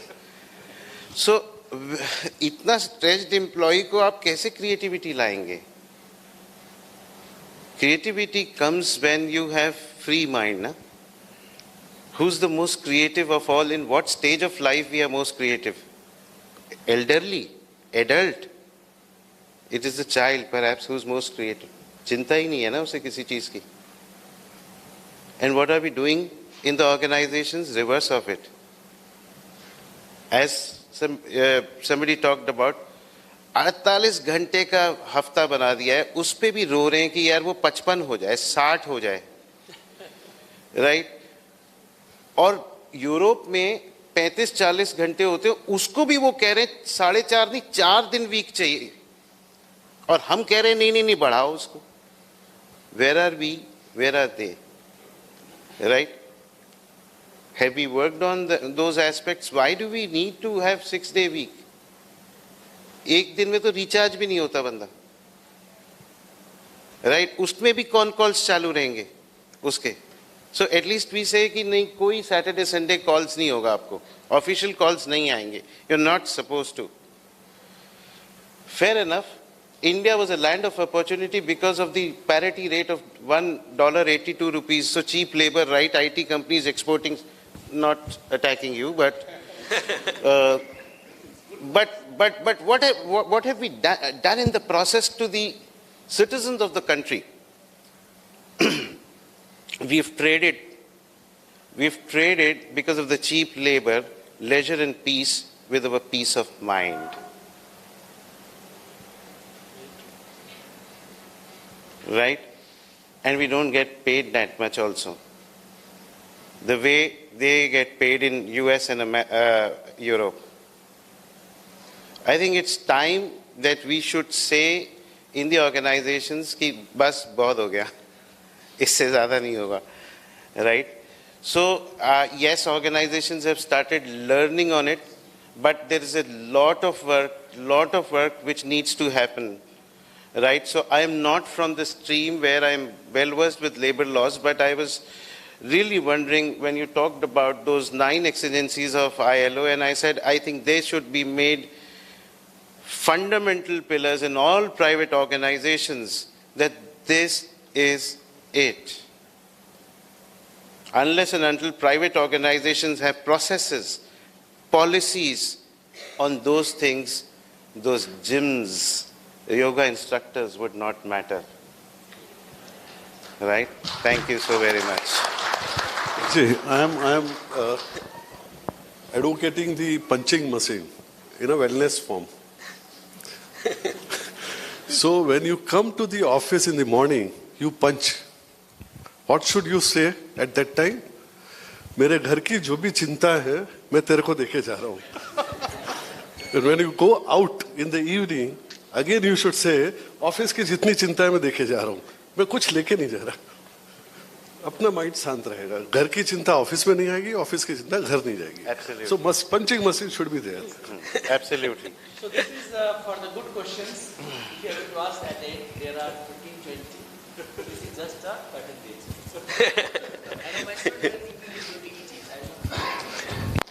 Thank you, Doctor. So my next question is to Dr. Harish, because if you have heard, I mean, there were a conclave recently on mental wellness, physical wellness, and Dr. Rujuta, you might have heard the name, says a celebrity nutritionist, and she raised this questions, or rather she suggested this, that all the organizations should make workouts as their daily routines for their employees. And the setup which you have worked so far, the manufacturing or the setup you have worked so far, what do you think? Is it possible for such setups? Yeah, so I heard that during this HR Tech August, I understand, yes, she has given this statement. She was right at that time, and in that conclave, it was right. But look at what Ratnesh ji has told about the company. How many company can afford that? How many Reliance or Adanis are there who can afford all these things?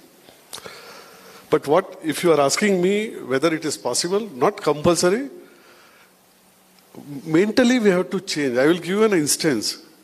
Once I was having a work in the office, I reached early at 8:30, and I saw a few people were playing basketball. मेरा HR जाग गया एकदम से कि 8:30 बजे अगर ये लोग बास्केटबॉल खेल रहे हैं, 9:30 का टाइम है, तो now they will go for freshen up, कपड़े पहनेंगे formal, and then they come to office. Possible ही नहीं है. That means this people must be spending time here and there, और उनके पास काम नहीं है. So my HR started thinking on negativity. मैंने अपने लोगों को दौड़ाया वहां पे, go and see who are there. कौन देख, खेल कौन रहा है ये? All managers were there, senior managers were there playing basketball.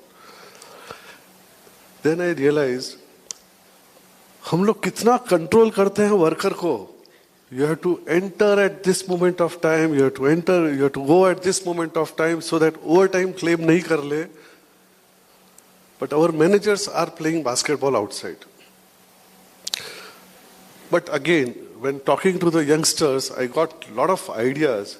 So in my previous company, we were having panel operators. उनका काम है पूरा दिन स्क्रीन को देखते रहना. So the way you said, after 2 hours, 20-minute break, we made it compulsory. After 1 hour, 5 minutes they have to stand up. But there was nothing like automated. Naturally they have to stand up, move from back side. वहाँ पे वो green घास लगा के रखी हुई थी, उसकी और उसको देखना है, फिर आके चुपचाप बैठ जाना है. All the control rooms were given bicycles. When plant is running normal, bicycle is facing your panel. You have to just look at the panel, sitting on the bicycle, do exercise. Again, it is not mandatory. You cannot do anything mandatory. Mandatory जैसे ही आएगा, हमने बोला था कि ladies को रात को job क्यों नहीं करा सकते, तो कानून आ गया, करा सकते हो, but you have to give affidavit. If something goes wrong with the lady, that owner of the company has given affidavit, वो अंदर जेल में चला जाएगा. The moment I make this exercise compulsory, और किसी को हार्ट अटैक आ गया, तो कितनों को हार्ट अटैक को दिलवा देगा पता नहीं. So I think it is feasible, it is possible, particularly in certain sector of the company, and the creativity of HR per se. You have to come out with creative ideas to provide facilities. Making compulsory, I don't agree on that. That should be made compulsory. No. Thank you. Thank you for your views. Yes, I mean, Dr. Ankita talked about COVID, and I will also agree that COVID played a role of catalyst. There were few things which we were having it in mind, but we were not putting it in place. For example, work from home, right? But thanks to COVID, we were forced to do that. Thanks to COVID, we allowed our people to work from home. Otherwise, we had so many concerns on security, data security and all that. But COVID approached, lockdown, and then we are forced to allow our employees to work from home. Again, we are forcing our employees to work from office, or maybe giving options of hybrid. A few good companies are still providing work from home. But my question is for Dr. Ankita, that in such, let's say, hybrid setup, or let's say work from home setup, how to measure that physical or mental wellness of employees? I mean, they are stable, or what we should plan for them? Over to you, ma'am. Thank you, Devang. I think we all have been talking about employees, and when we talk about measurement, that's something that we have already introduced, whether we are doing it right or wrong. Because we have a lot of students, I'll not purely take example for the organization, but you all live in a society, right? Most of us. And when we go for our monthly or quarterly society meetings, that this is not happening in a right manner in society, that is discussed in more generic form, right? But what is in your control? Whatever is happening in your house, even if the society is not agreeing to those norms, you still go ahead and do it for the benefit of your people. We do it or we don't. We will have to do it, because the concern is, even if society may say that it will take 3 years, and if that's the requirement of our house, within 2 months, we will get it done. Now, when we are talking about measuring things, one is doing what we feel is right, and second is doing what is actually right. What we feel is right could be at a society level or could be at organization level, that this is what is good for the organization when we define organization culture. Now here, all of us have discussed and narrated how different it is. Here we have sick leave, which can be taken as some other leave without sick. Mine is my day leave. We have 35 days, my day. You don't even have to say why you are taking that leave. His is different. Sir mentioned things are different. Why I am pointing out these things is, you can measure a generic stuff when you have a generic policy. But now, today, when we are sitting and we are talking about employees, we have been talking about personalization and uniqueness. Earlier in my organization also, we used to do surveys to understand employee satisfaction once in a year. Now, if I may ask, I'm sure all of us would say, either we are doing it on quarterly basis, for few teams on monthly basis. If you talk about my organization, before you log into your device, you have to make up your mind, because the first question that would pop up would be how comfortable you are to start your day with. And at the end of the day, the question would be, how was your day? It is anonymous, but just to get a feel of the organization, how employees are feeling, and how do you measure. All you have to do is, this is how my day was, or these were the pointers or the pain areas, and this is my team. So that we can go and talk to that specific team member or the manager and say that this is the problem. Now, leaving organization aside, when you are coming to college, if you have had a good sleep, if everything is very balanced at home, parents have not shouted at you last night and they are okay if you are coming late next day, your assignments are done, you have enough time to prepare for your exams, your mind is at comfort, right? And whatever is told to you on that particular day in college, you will be able to do it. We start treating employees a little differently. We start feeling that all basic things have been given, why can't they perform? But the question is, again, if I may ask, how many of you have at least once in life have gone to a marriage ceremony? Not yours, somebody else's. Everybody, right? And they have a buffet system. If I ask you, how was the food? You may, in generic, say it was nice or it was not. But can anybody, if I may get a hand up, who would say, I tasted all 400, 335 odd items? Possible? Not even a single hand would come up. But what we expect our employees, that we have laid down a platter, we have laid down a table for you. Everything is good because I have prepared it so well, right? And it has to be good. Now we are asking for feedback on those parameters where people have not even touched. And when I come back to organization, there could be 1800 policies and people may not have used or may not even read about 70% of those.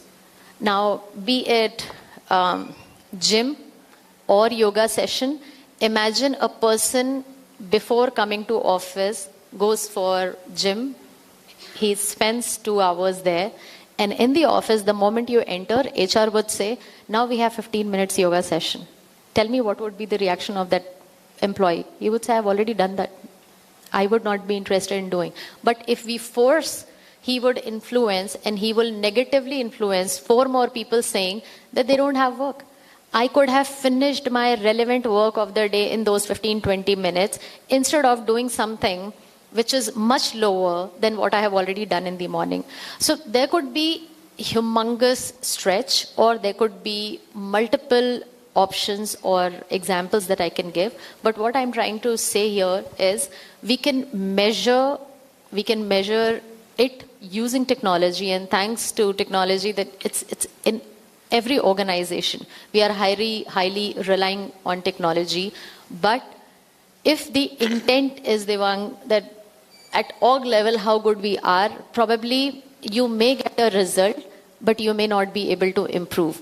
Because whatever you are doing for wellness of the employee, if the basics are unmet, if the person is not getting clarity on the work that individual is supposed to do, if that person is not getting salary, which is as per the market standard, if a person is not getting properly recognized for the contribution that he or she has made, if the person is not getting trained for the future skills that your organization wants him to perform, if these basic things are not done properly, no matter whatever we create in the organization, be it great things, entertainment or yoga, that's more related to your physical body.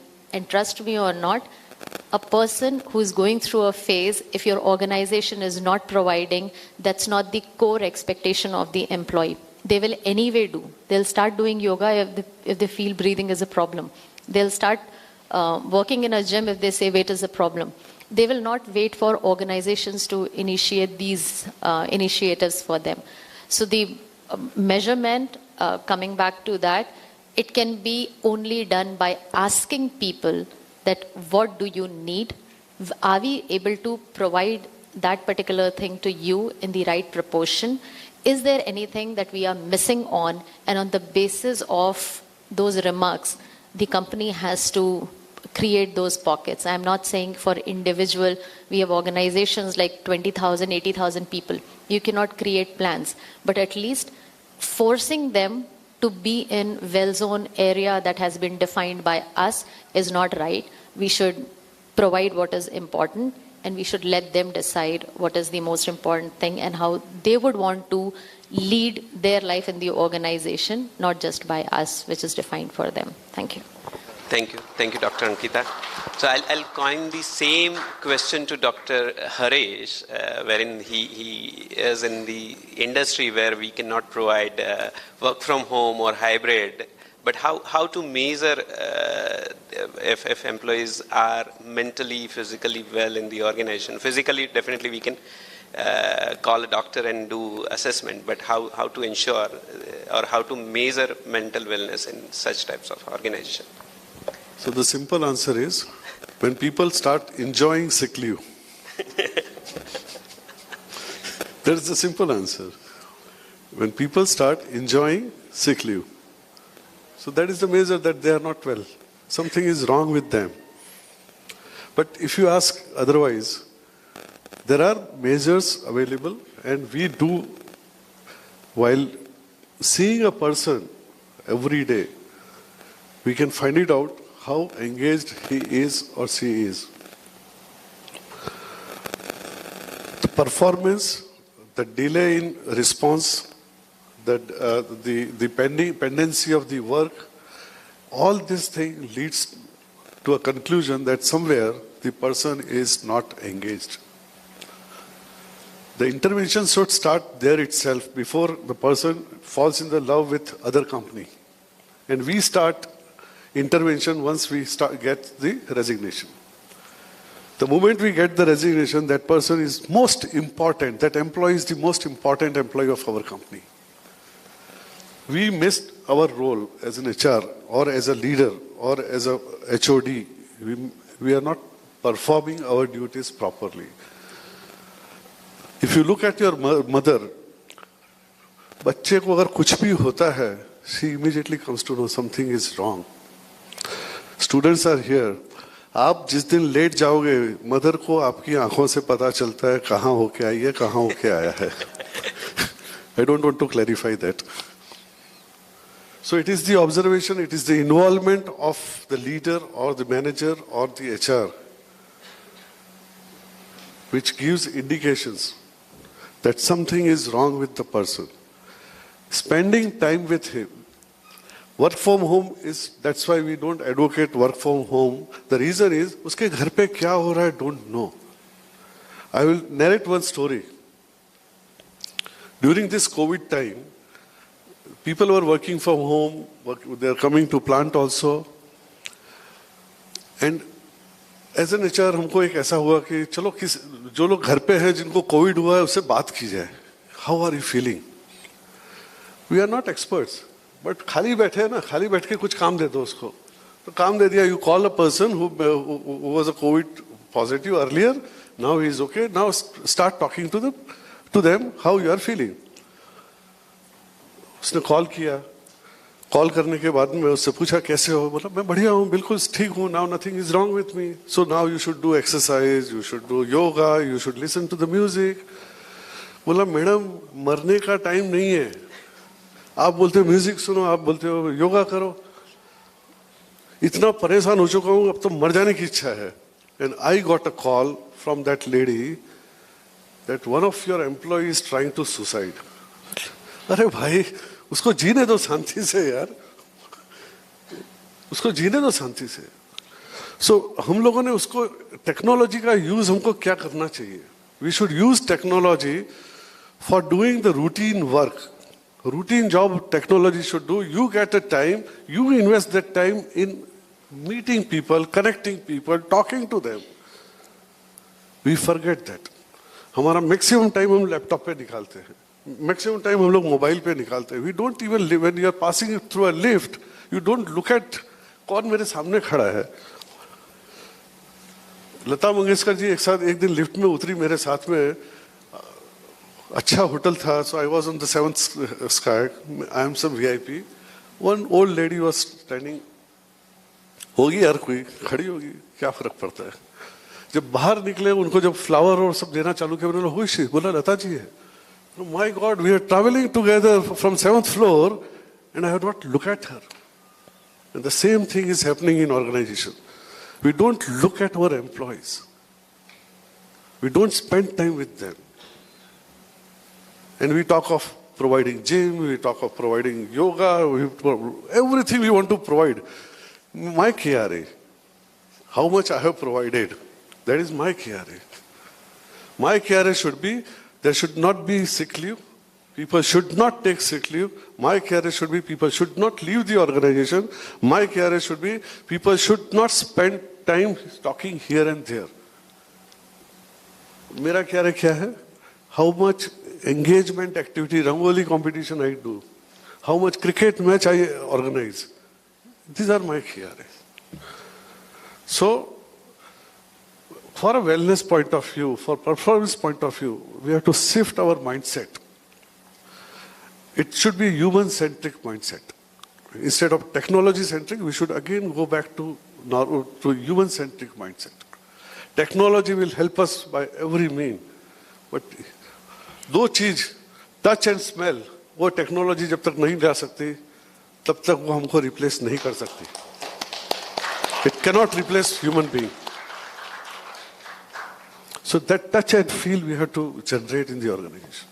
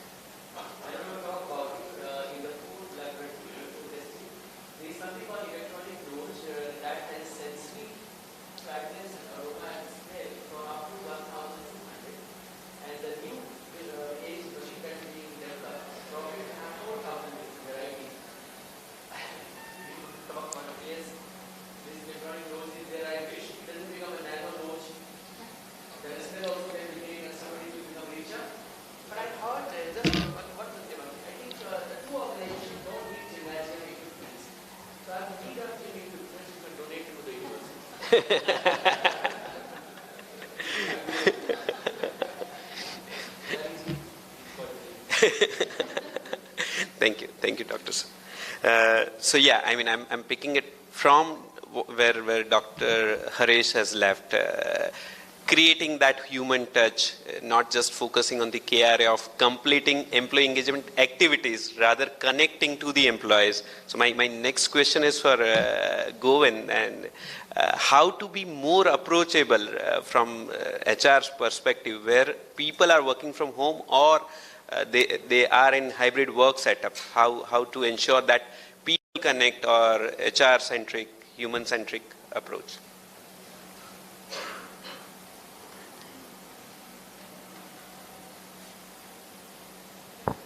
So, well, I'm still figuring out, Devang, this answer of this question.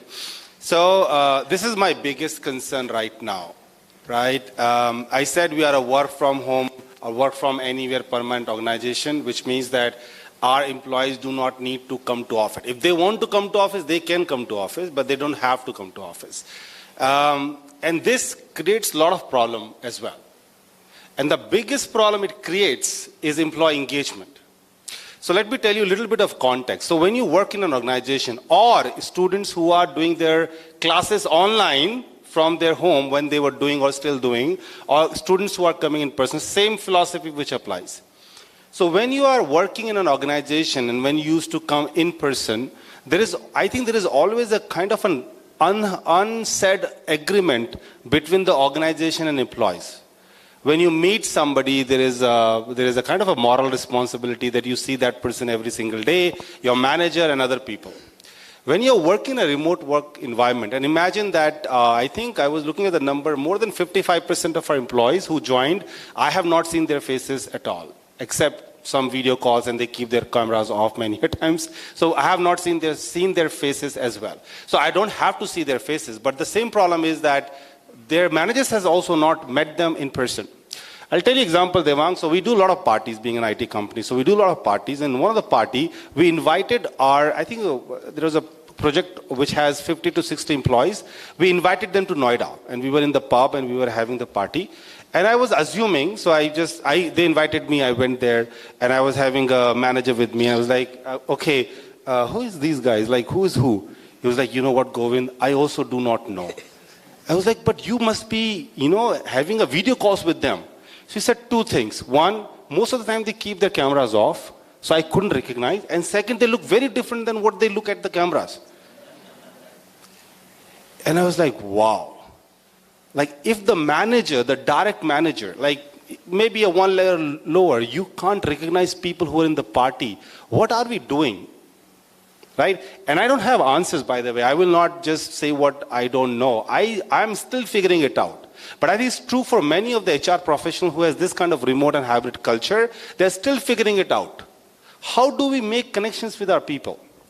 One of the reasons, other than I wanted to come to Karnataka University and spend some time in Gujarat, other reason was, and I think that was the biggest reason for me, I am on an India listening tour.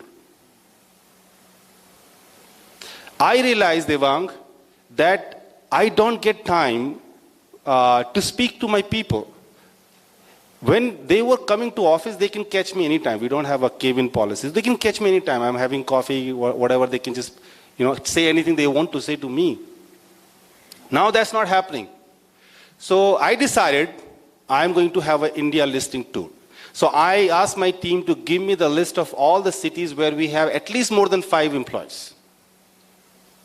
I will go to that city only for those 5 employees. And I'll talk to them. Yesterday on lunch, I met 5 of our employees from Ahmedabad in my hotel. And I had an awesome, good conversation. I asked them, what did you like most about us? You know what did they say? We send gifts to our employees every single month. Every single month they get gifts. And they were like, I think that is the thing they could recall quickly when I asked them this question. They might be not prepared for it. And they were like, what we love about it is that we get a lot of gifts. And now when our society security guard calls up my wife, she says, 3 plates a gift aaya hoga, just go and pick it up.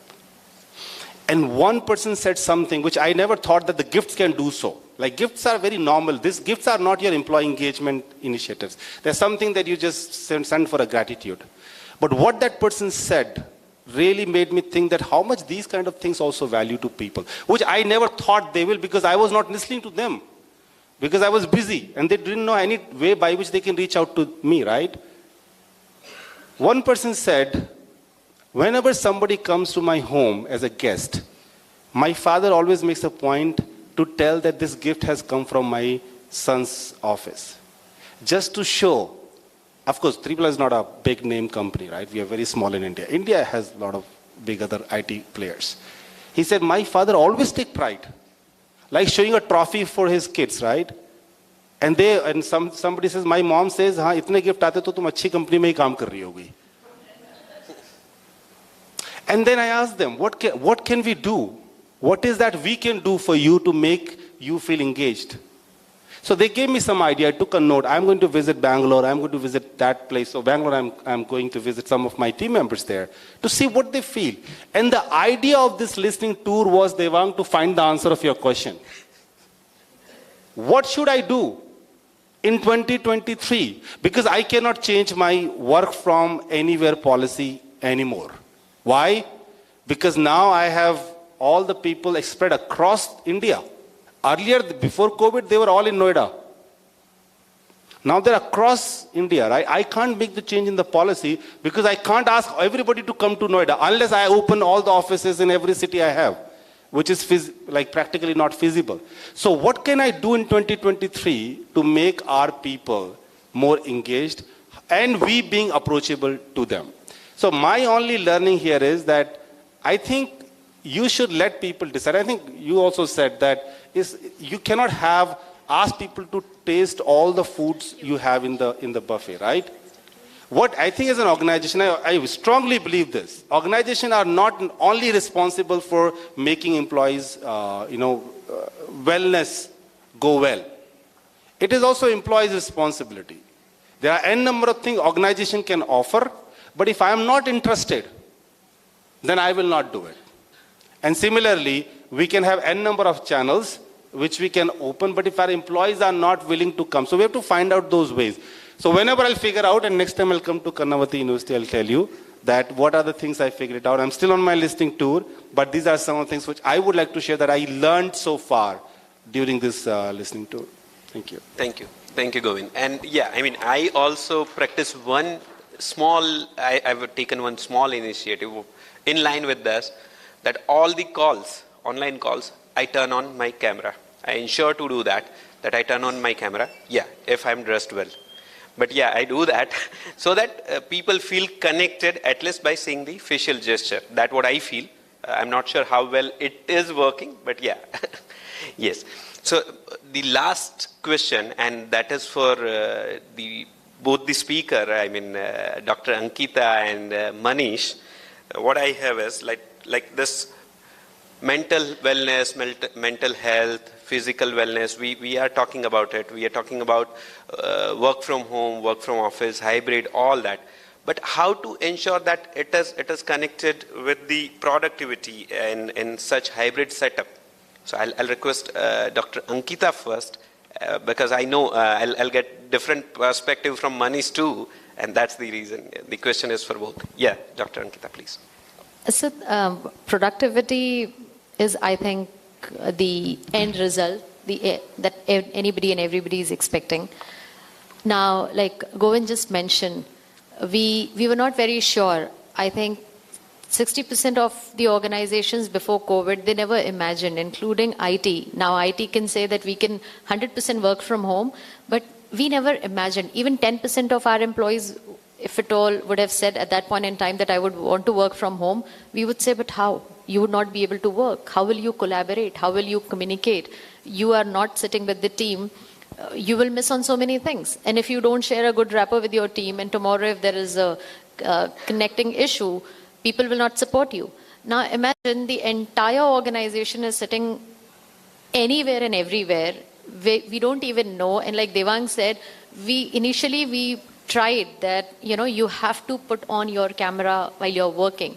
Now imagine sitting at home, living in a 1 BHK, with all your family members, even if the intent of the person is right, that I want to contribute and I'm working for 9 hours, how will that individual switch on the camera? Now, questioning on the productivity, that just because your camera is off, I don't trust you that you were sitting in front of the camera or in front of your system and you're working. You were busy doing your house chores, you were helping your wife, or you were helping your husband, or you were taking care of kids and you were shopping. Anything and everything, all those questions kept coming up. But what organizations have now settled down with, that people have started giving measurable targets to employees, where they are concerned that it's okay. We are not questioning if you are really working for 9 hours or 10 hours, where you are working from. If you have taken this work ensure that it is completed on time, and all the other stakeholders are equally informed and there's no gap. Nobody should say that because Ankita was not available, even I must on that. So that loop has been created, and measuring productivity, I think as they say that once it is measured, it can be improved as well. Every organization or every manager has to design their own system. Organization will say, like we were talking about punching machines. Many would agree. Many would say that yes, it is required for attendance. In colleges, not everybody is notorious, right? We keep talking about backbenchers. We keep talking about people who do not even complete 65% of attendance. But we also have people who are there for all the days, 100% attendance. Now, can you keep a generic system for everybody? Probably not, because every individual is different and they have different way of working. To control and to measure productivity, like Govind also mentioned, and everybody sitting here, you have to understand the basic requirement an individual has to get fulfilled through the organization, as well as the enablement has to happen. I think touch and smell or human impact, so many people have spoken about. But imagine if technology was not there, last 2 years, who would have worked and what would have happened to the economy?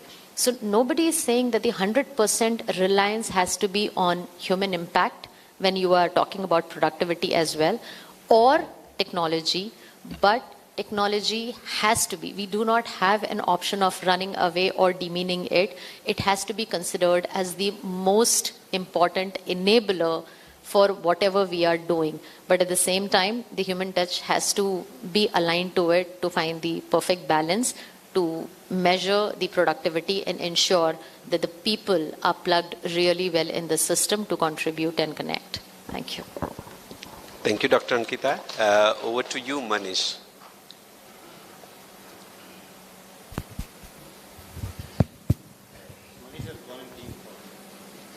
I was aligning with Dr. Ankita.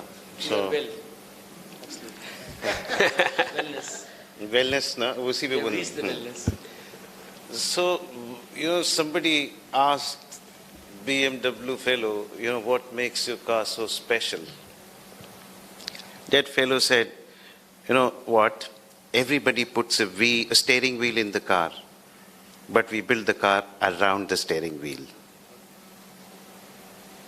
Now, processes and policies are not static. They have to be dynamic in nature. Time and again, we need to keep looking at them and keep changing for maximum productivity. That, of course, is the end result. But we don't want productivity dande se. A happy employee will produce better results in much better frame of mind, and when there is an element of trust also in the organization and stickiness of the employee in the organization. So that remains. And Gallup has done a lot of work in it in in terms of if I have to say that the fundamental fundamental test whether the employee is engaged or not is simple question. If you ask him that every morning I feel like going to office, if it's a physical office, not the IT, right? So that's the fundamental test. Now after that, of course there are surveys, there are matrices designed to measure it, as people said here. After that, then it is the job of the think tank to create something where the employee feels going to the office, wants to work for the organization, takes pride in that organization. When we have Apple logo here, Adidas logo here, Nike logo here, we flaunt it, right? We feel happy going to the market, Apple likha hai. But if it is your organization, how does that person would feel? मैं free में advertise कर रहा हूँ. You don't feel that when you're wearing an Apple logo T-shirt, right? So those are the fundamental tests. So as I said, the processes and policies have to be dynamic and keep changing. There's a lot of work which has happened and is happening, and that is really good to see. Organization taking strides and leaps in those areas. Right, thanks. With that, we are open for the questions and answers from the audience. And Dr. Suryavanshi has already, there is a perk, as a perk of asking question. Yes, please. Can we?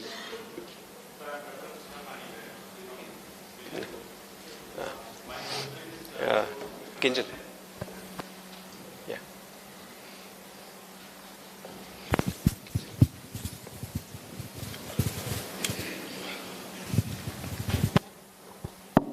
Yeah, my question is to Mr. Ratnesh. Sir, as you have mentioned, maternity leave or paternity leave, all these are there.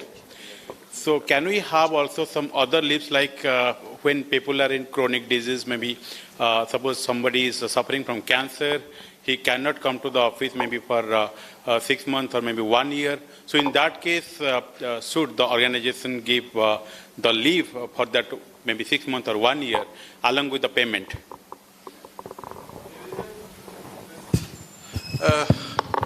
Concept of extended sick leave, basically extended sickness benefit, whatever we give under our ESI scheme. This is, I am talking about my scheme, which is for the lower employees. I don't know it is available for others because it is not available, I know. But for the people who are covered under the ESI scheme, there is a scope and there is a provision of extended sickness benefit, which goes up to 3 years. First is up to 2 years and then extendable up to 3 years.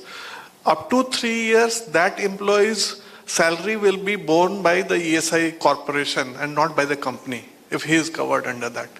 And all these big diseases like cancer, tuberculosis and all, so many occupational diseases are there, silicosis and all these things are covered under that.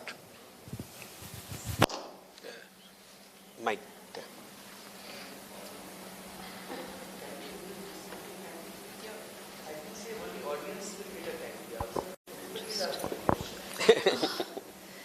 Good afternoon to the esteemed panelists.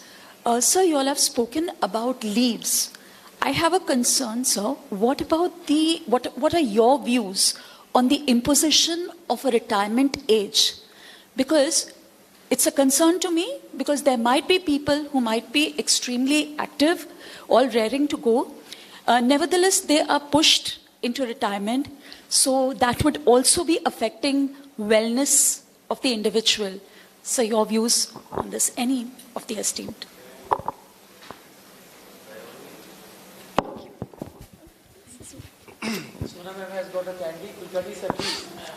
So I'll share a very quick story and my belief on what I think about it.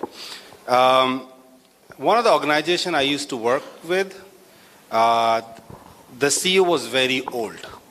Very, very old, in the sense that even if he used to take his cup of coffee, his hands used to shiver. And I was heading the HR, so I normally used to go and have meetings with him. And I normally used to think why he's coming to office and work so, like he has wealthy man, right? Why you have to come to office to work? And this thought used to come to my mind many a times. One day, when I was just leaving out of the conference room with him, he said, Govind, can you just sit down for a while? He used to share a lot of things with me. Maybe, I don't know whether there were no others to listen to him, but I was the one who used to listen to him. So he used to use me as his, sounding board, right? And he started like this. He said, you must be thinking why I need to work. I was like, how did he guess it, right? I was like, yeah, of course, I used to think of a lot of time, why you have to work? Because it was very evident that he's physically not that, strong to work. He said, I don't work for money.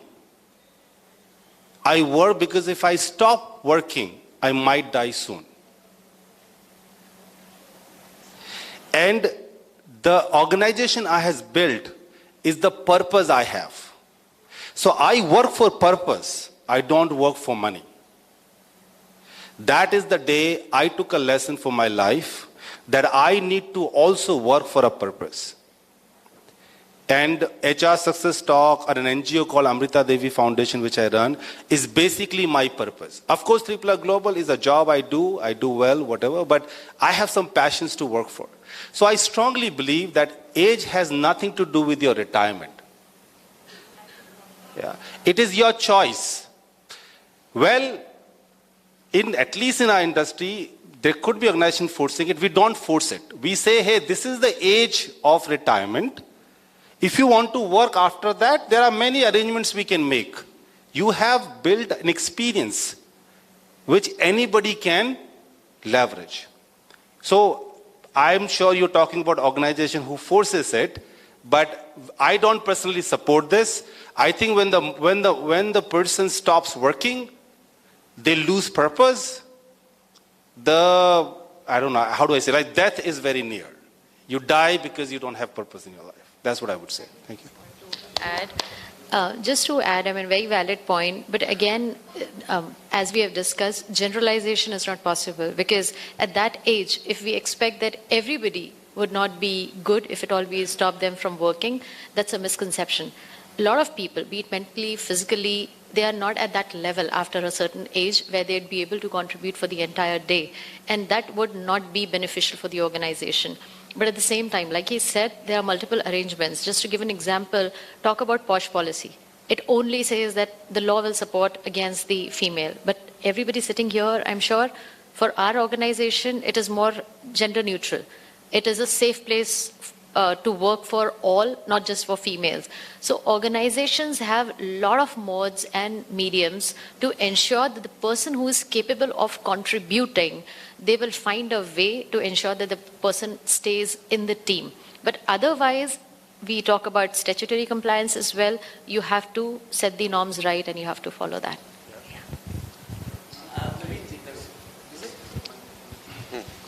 I think you have to consider, see, everyone will say, I don't want to work for money, right? I don't want to work for money. It's not a charity organization. We are not running a charity organization. How much a person can contribute post-retirement, that is more important. In my previous company, when I'm leaving, I hired 42 retired person who has already left. We have rehired them because we were not having that knowledge available. It was a compulsion for us to rehire them, right? In the Ahmedabad city itself, there is a company, very small, typical Gujarati company. They don't retire employees. वो क्या करते हैं, जो retired होता है उसको एक lobby में बिठा देते ले जाके. A good lobby is made. A lot of research papers are there. The person who is joining in his place or her place, 1 year they have to work together. After 1 year, it is not mandatory to take any approval from that, right? But the person will be there till he wants to continue. So it is not charity organization that I don't want to work for money and I just wanted to continue coming here. No. Unless and until he is contributing to the organization, we should make him work. Just one point I will add. Our act, the ESI Act, actually doesn't provide for retired persons. Even if a worker is of 80 years of age, he has to be covered under the ESI Act. And the wrong side of, I am talking about small employers in the East Delhi part, what they do, they will enroll their parents as the workers in their company and they will take all the advantage of ESI scheme.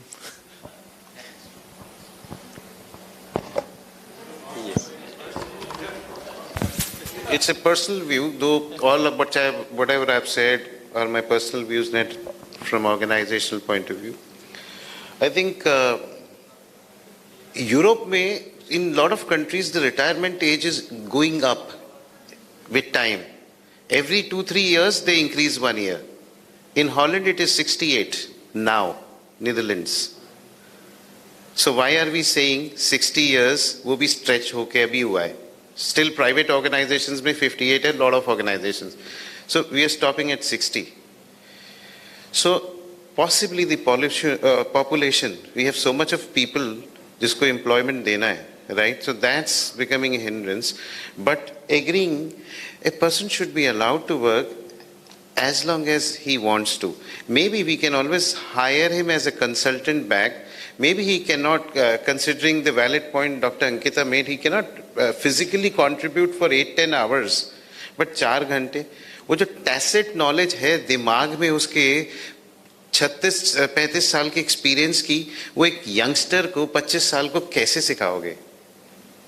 Right, so we need them. And we talk about diversity in organizations, and diversity remain restricted to male-female ratio, gender ratio. This is, I mean, this looks so chota sa, matlab diversity is not. Diversity is when you have a 22-year-old, 23-year-old working with 65-year-old, 70-year-old, when they are both learning from each other, apart from, you know, various genders working and all those things. So let's not forget that thing about it. What they can share, nobody else can. Right? So they should be allowed. It's my personal view.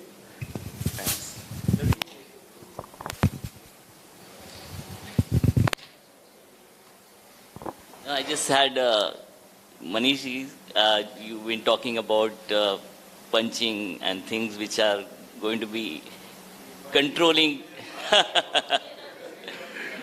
Yeah. For organization which is growing, they have certain aspirations and they want to grow as fast as possible, for which they create these kind of systems which are going to be not always in favor of the employee or employer. So that is the equation, that how to manage that, and what will be your suggestion to the employees? Yeah.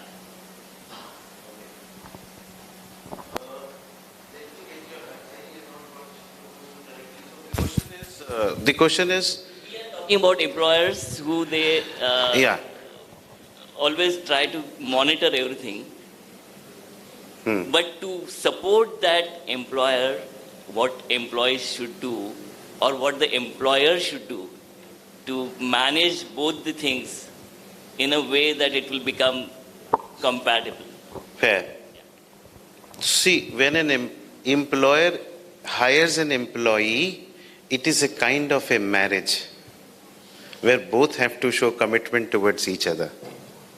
It cannot be one-sided. एक हाथ से ताली नहीं बजेगी. I firmly, personally believe, you know, in McGregor's X and Y theory. Why? So, few years back in my organization, they created all that fancy gym and TT table and all. 6 बजे खोलते थे. And I had a discussion with my boss. इसको खुला रखो ना यार. So, and to talk, and incidentally, it was in Ahmedabad only. So I said, इसको खुला रखो, क्यों बंद करके रखा है आपने? तो बोला मैनेजर्स कंप्लेंट करते हैं कि यार हमारा टीम मेंबर्स खेलने चले गए. I said, तो समझ जाओ ना, उनको काम है तो काम करेंगे, खेलना है तो खेल करेंगे. But the shift which I have seen is today our organization would also have billiards, gym, TT and all that, and you will find constantly कुछ ना कुछ लोग कर रहे होते. Right? But to say so कि इसको काम की चिंता नहीं है, ये काम नहीं कर रहा, ऐसा नहीं है. But तो वो कल्चर में किस हिसाब से एम्बेडेड हैं उस शादी में, वो ये काम आप ऑनबोर्डिंग में करते हो, ये काम ऑनगोइंग भी रहता है. When the employees knows that my organization takes care of me fairly well in all the aspects, right, he will show commitment towards it. Control क्यों करना है? अपने आप से होगा. Right. So Naveen ji, and then follow.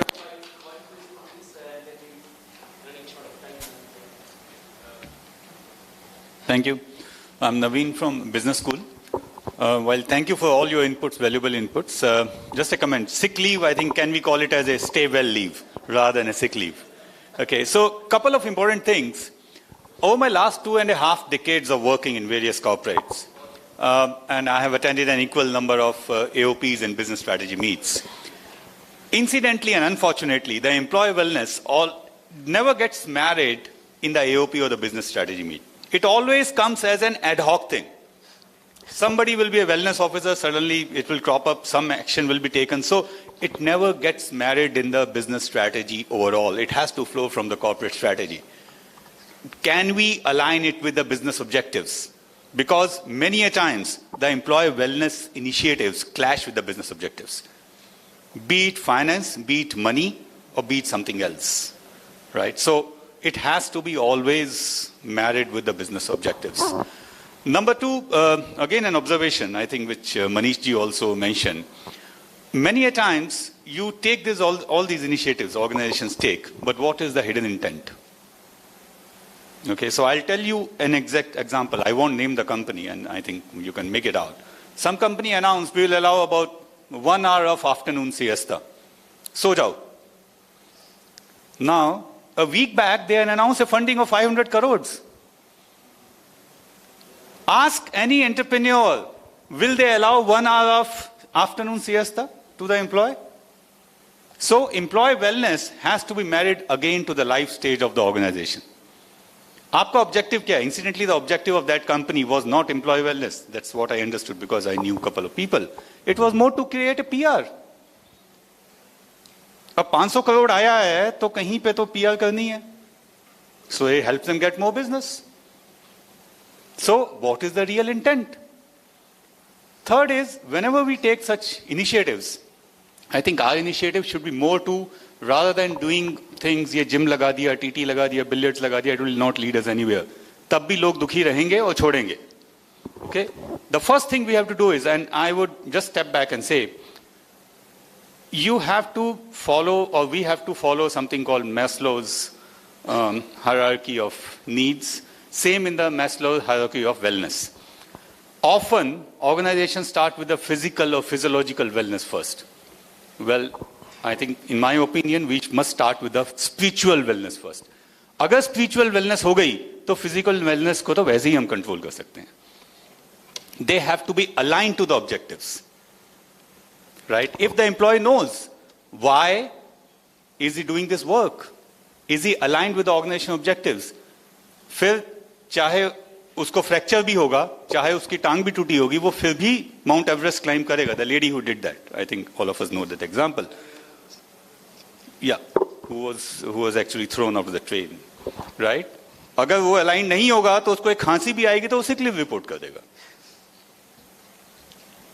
So I think it all boils down to that how do we take care of the alignment part first, and that starts from the business strategy, starts from the recruitment, what kind of people we hire, how do we groom them. तो इतने सारे जितने initiatives हैं शायद उनकी कहीं जरूरत ही नहीं पड़ेगी. I think one of you said कि अगर उसको काम करना है तो वो खुद ही ढूंढेगा मुझे जिम कहाँ जाना है. Because if he knows the purpose of work and he knows that I have to stay well, he'll himself find a way to stay well, whether it's through food or gym or physical activity. Right? So my only request and my only concern is that it should not remain as something which is only a hype. It should really mean that employee wellness, and it can only mean employee wellness when it starts from the corporate strategy.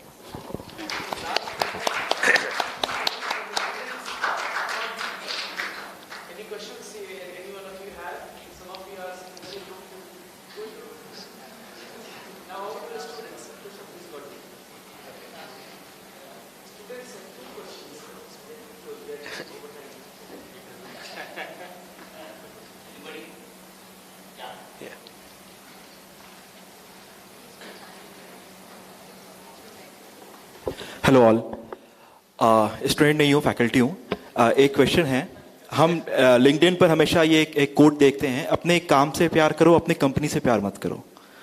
तो उसके बारे में आप क्या बोलना चाहेंगे? क्योंकि मेरा जो पिछला एक्सपीरियंस है, I was there for like 4 years and I was very much emotionally attached to that university and I did not want to leave, but unfortunately I had to. So तो आप क्या बोलना चाहेंगे कि अपने काम से प्यार करो, अपने कंपनी से क्या प्यार मत करो? बिकॉज उसके ऊपर बहुत सारे लाइक्स और कमेंट्स और शेयर्स भी आते हैं. तो I am not only saying on my own I mean imagination, but it is something which is for everyone. Thank you. अभी तो आया हूँ सर, अभी और रहना है सर, एटलीस्ट 4-5 साल तो. Thank you. अभी धीरे धीरे होने की संभावना है sir. Well, I learned this last. I'll tell you my perspective on that. And I learned this hard way, honestly. I also believe that you have to love your work. You don't have to love your organization. I know that I'm head of HR of an organization saying this, but I say if any of my employee will come, I will say the same thing. I'll say if you're loving your job, you don't have to kind of emotionally attach with the organizations. As far as the organization is willing to give you what you want, you will always stay with the organization. So there was a question being asked to us, we go for apprentice hiring like the freshers, and one person asked, hey, would you also ask us to sign a bond? I was like, no, we don't believe in bond because we believe that if you're going to leave anyways, irrespective of we signing your legal contract with you, signed by the judge of the court, right? So it's, for us, it is not about whether you are legally bound with us. It is more about whether you enjoy working with us. So that's my personal opinion. If I am with the organization, so normally I work with an organization for like average 5 years. That's my 4th company right now. I spent 6 years almost. So I broke the ceiling of 5 years. But it is because I love to work with the organization. But if tomorrow something happens, and if I find an organization which is much better and aligned to what I want to do, I will be respectfully and happily like to leave the organization. And my organization will be more than happy to let me go and work wherever I want to work. Don't connect with the organization emotionally, because when you leave, connect emotionally with people. Like, there's a fear, the organization is actually people. Like, there's a fear that when I leave, that I will leave those people. No, it's not that. You can still be friends with them, right? So that's my personal opinion. I learned it hard way because I got connected with one of my organization emotionally. And I learned it hard way, told by my head HR that don't do it in future. I would want to add. Govind ji, 5 years, no? Camera chal raha hai. So you may delete it. So I would want to add, I've been with the same organization for the last 18 years. And still continuing. I don't have any plans of leaving. Now, a lot of people say that because you get into your comfort zone. Answering your question, if you love your work, it has been defined by the organization. It's part of the organization. Anybody who is taking care of your work or assigning your work, and if you start loving your work, it is because of the person who is assigning, who is recognizing the value you are getting against it. Everything is under the umbrella, which is the organization. And last thing I would say, why happily I have survived even now for last 18 years, being a person, individual, as in human beings, you connect well with humans. We cannot be connected to this table, but you can always be connected to a person sitting next to you. The day you start working for a person in the organization, till the day person is around, it will always be so difficult for you to go back to that person and say that, you know, I would want to leave because I didn't get my appraisal well. Instead, you would say, can we do something? I'm still not satisfied. And loving, be it an object or individual, it should never be restricted. Jitni cheezon mein involve ho sakte ho aap ho. But at the end of the day, like Govind said, opportunities will keep coming up. That doesn't mean that you didn't love your organization which you were part of. It's just that you just got into a better shoe, and there should always be an open window. If at all there's a better opportunity, you should come back to the organization, and that will happen only when you love your organization as well. Thank you. Thank you. The last question. I just want to rephrase this. One from this side, and now only students. Otherwise, student will say faculty is asking. No, but just allow me to rephrase this. अपने काम से प्यार करो, company से नहीं करो. Let's rephrase this question and see another perspective of it. Who's the company? Just replace the company with your boss. Who's the company for you? Your boss. छुट्टी मांगी मिल गई, छुट्टी नहीं मांगी नहीं मिली. मेरा boss अच्छा है, मेरी company अच्छी है, company खराब है. And you get the answers.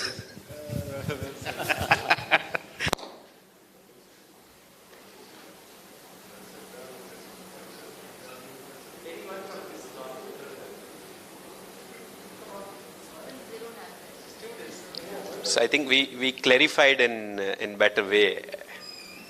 That's the reason they don't have any questions. One more faculty. If the I guess. students don't have a question or if they're thinking, may I quickly add a suggestion, like a comment? I mean, no question as such. So if they're not coming up with a question, then I will add it.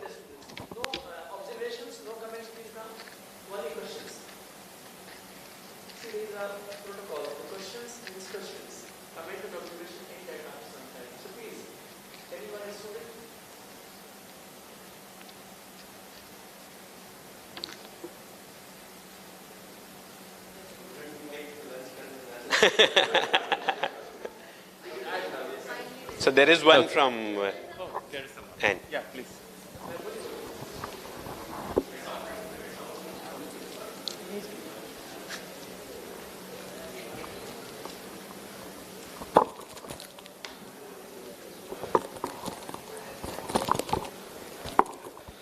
Good evening, everyone. Good afternoon, everyone. First, I would like to ask a question that, as you mentioned about hiring, like rehiring the old folks in the company, so don't you think so that there would be a conflict between caliber and the experience, because we have seen that happening in in various fields. So what are your takes on that? I mean, you talked about rehiring people, right? After a particular point of time, they can't work, but at least they can give in their perspectives, they can give in their opinions about what is happening within the company. But don't you think so that that would lead to a bit of a conflict between the people who have been hired, like who are like, who are like 25 years old or, quite young? So don't you think so that that would lead to a conflict between the old folks and the new folks being hired in the company?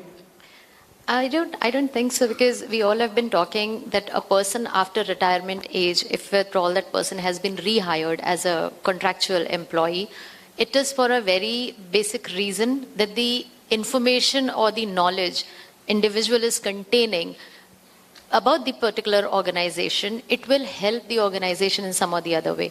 Nobody is putting that individual as a competitive figure against the 25 or 30 years old person. 30-year-old or 25-year-old would contribute in a way that individual has been hired for. But imagine if at all a question is asked to a 25-year-old, do you know what did we do when this situation happened 3 years back? You will have to pull down files and you'll have to refer to those cases, wherein an experienced person would say, this is what happened, this didn't work, this is how we survived, and this is a new perspective which a 25-year could add, and he would say, yes, this would work. So those are, and mostly at a senior level where you come as a person who is helping you in a decision-making profile.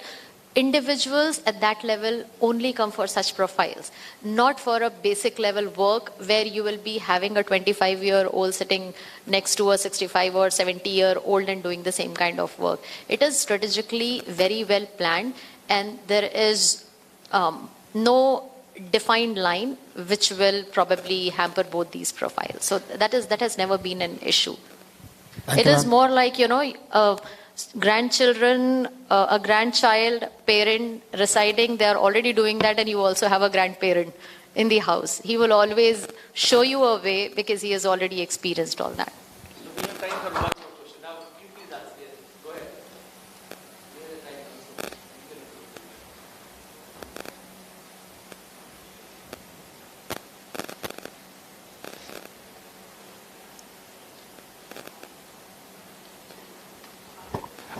Not a question. Thank you. It was lovely listening to you all. And I come from a humanities and social sciences background. And there we distinguish, theorists have distinguished between work and labor.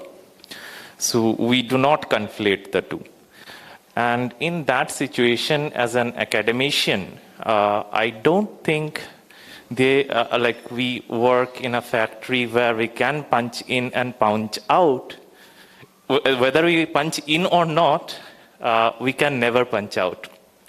That is a problem. And if we could do that, Archimedes' law would never have been found because that was found in a bathtub.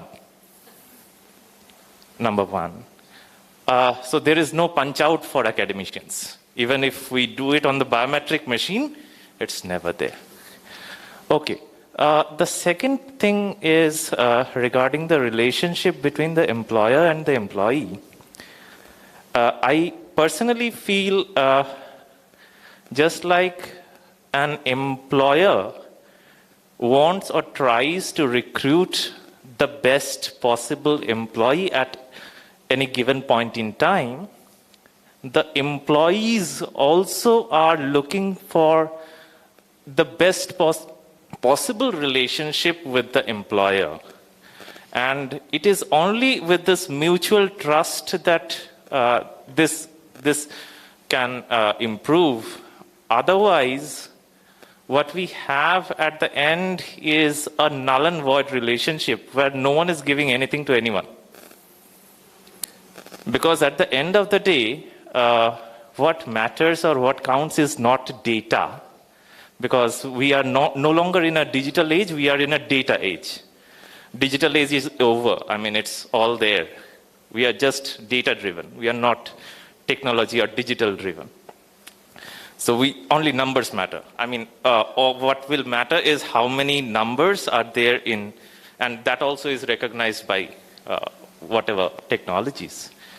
So at the end of the day, I think as respect is mutual, like in order to, so I don't believe in this elder and younger relationship where if someone is elder, you have to pay respect. No.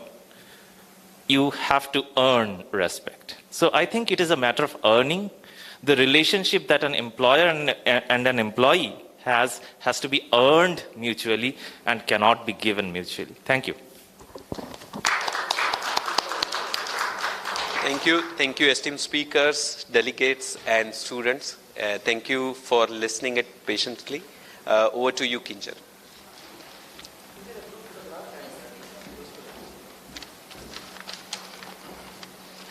I request all the speakers to stand up and come forward for group photograph.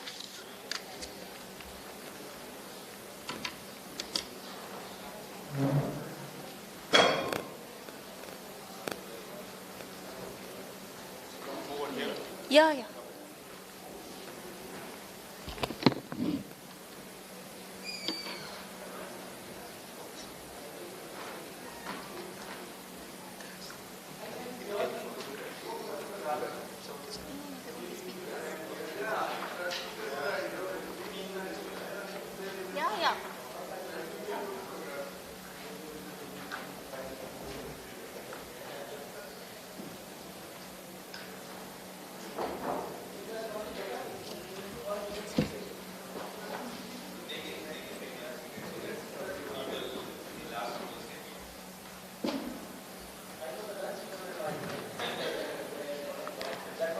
I request our registrar, Tariq sir, to please join.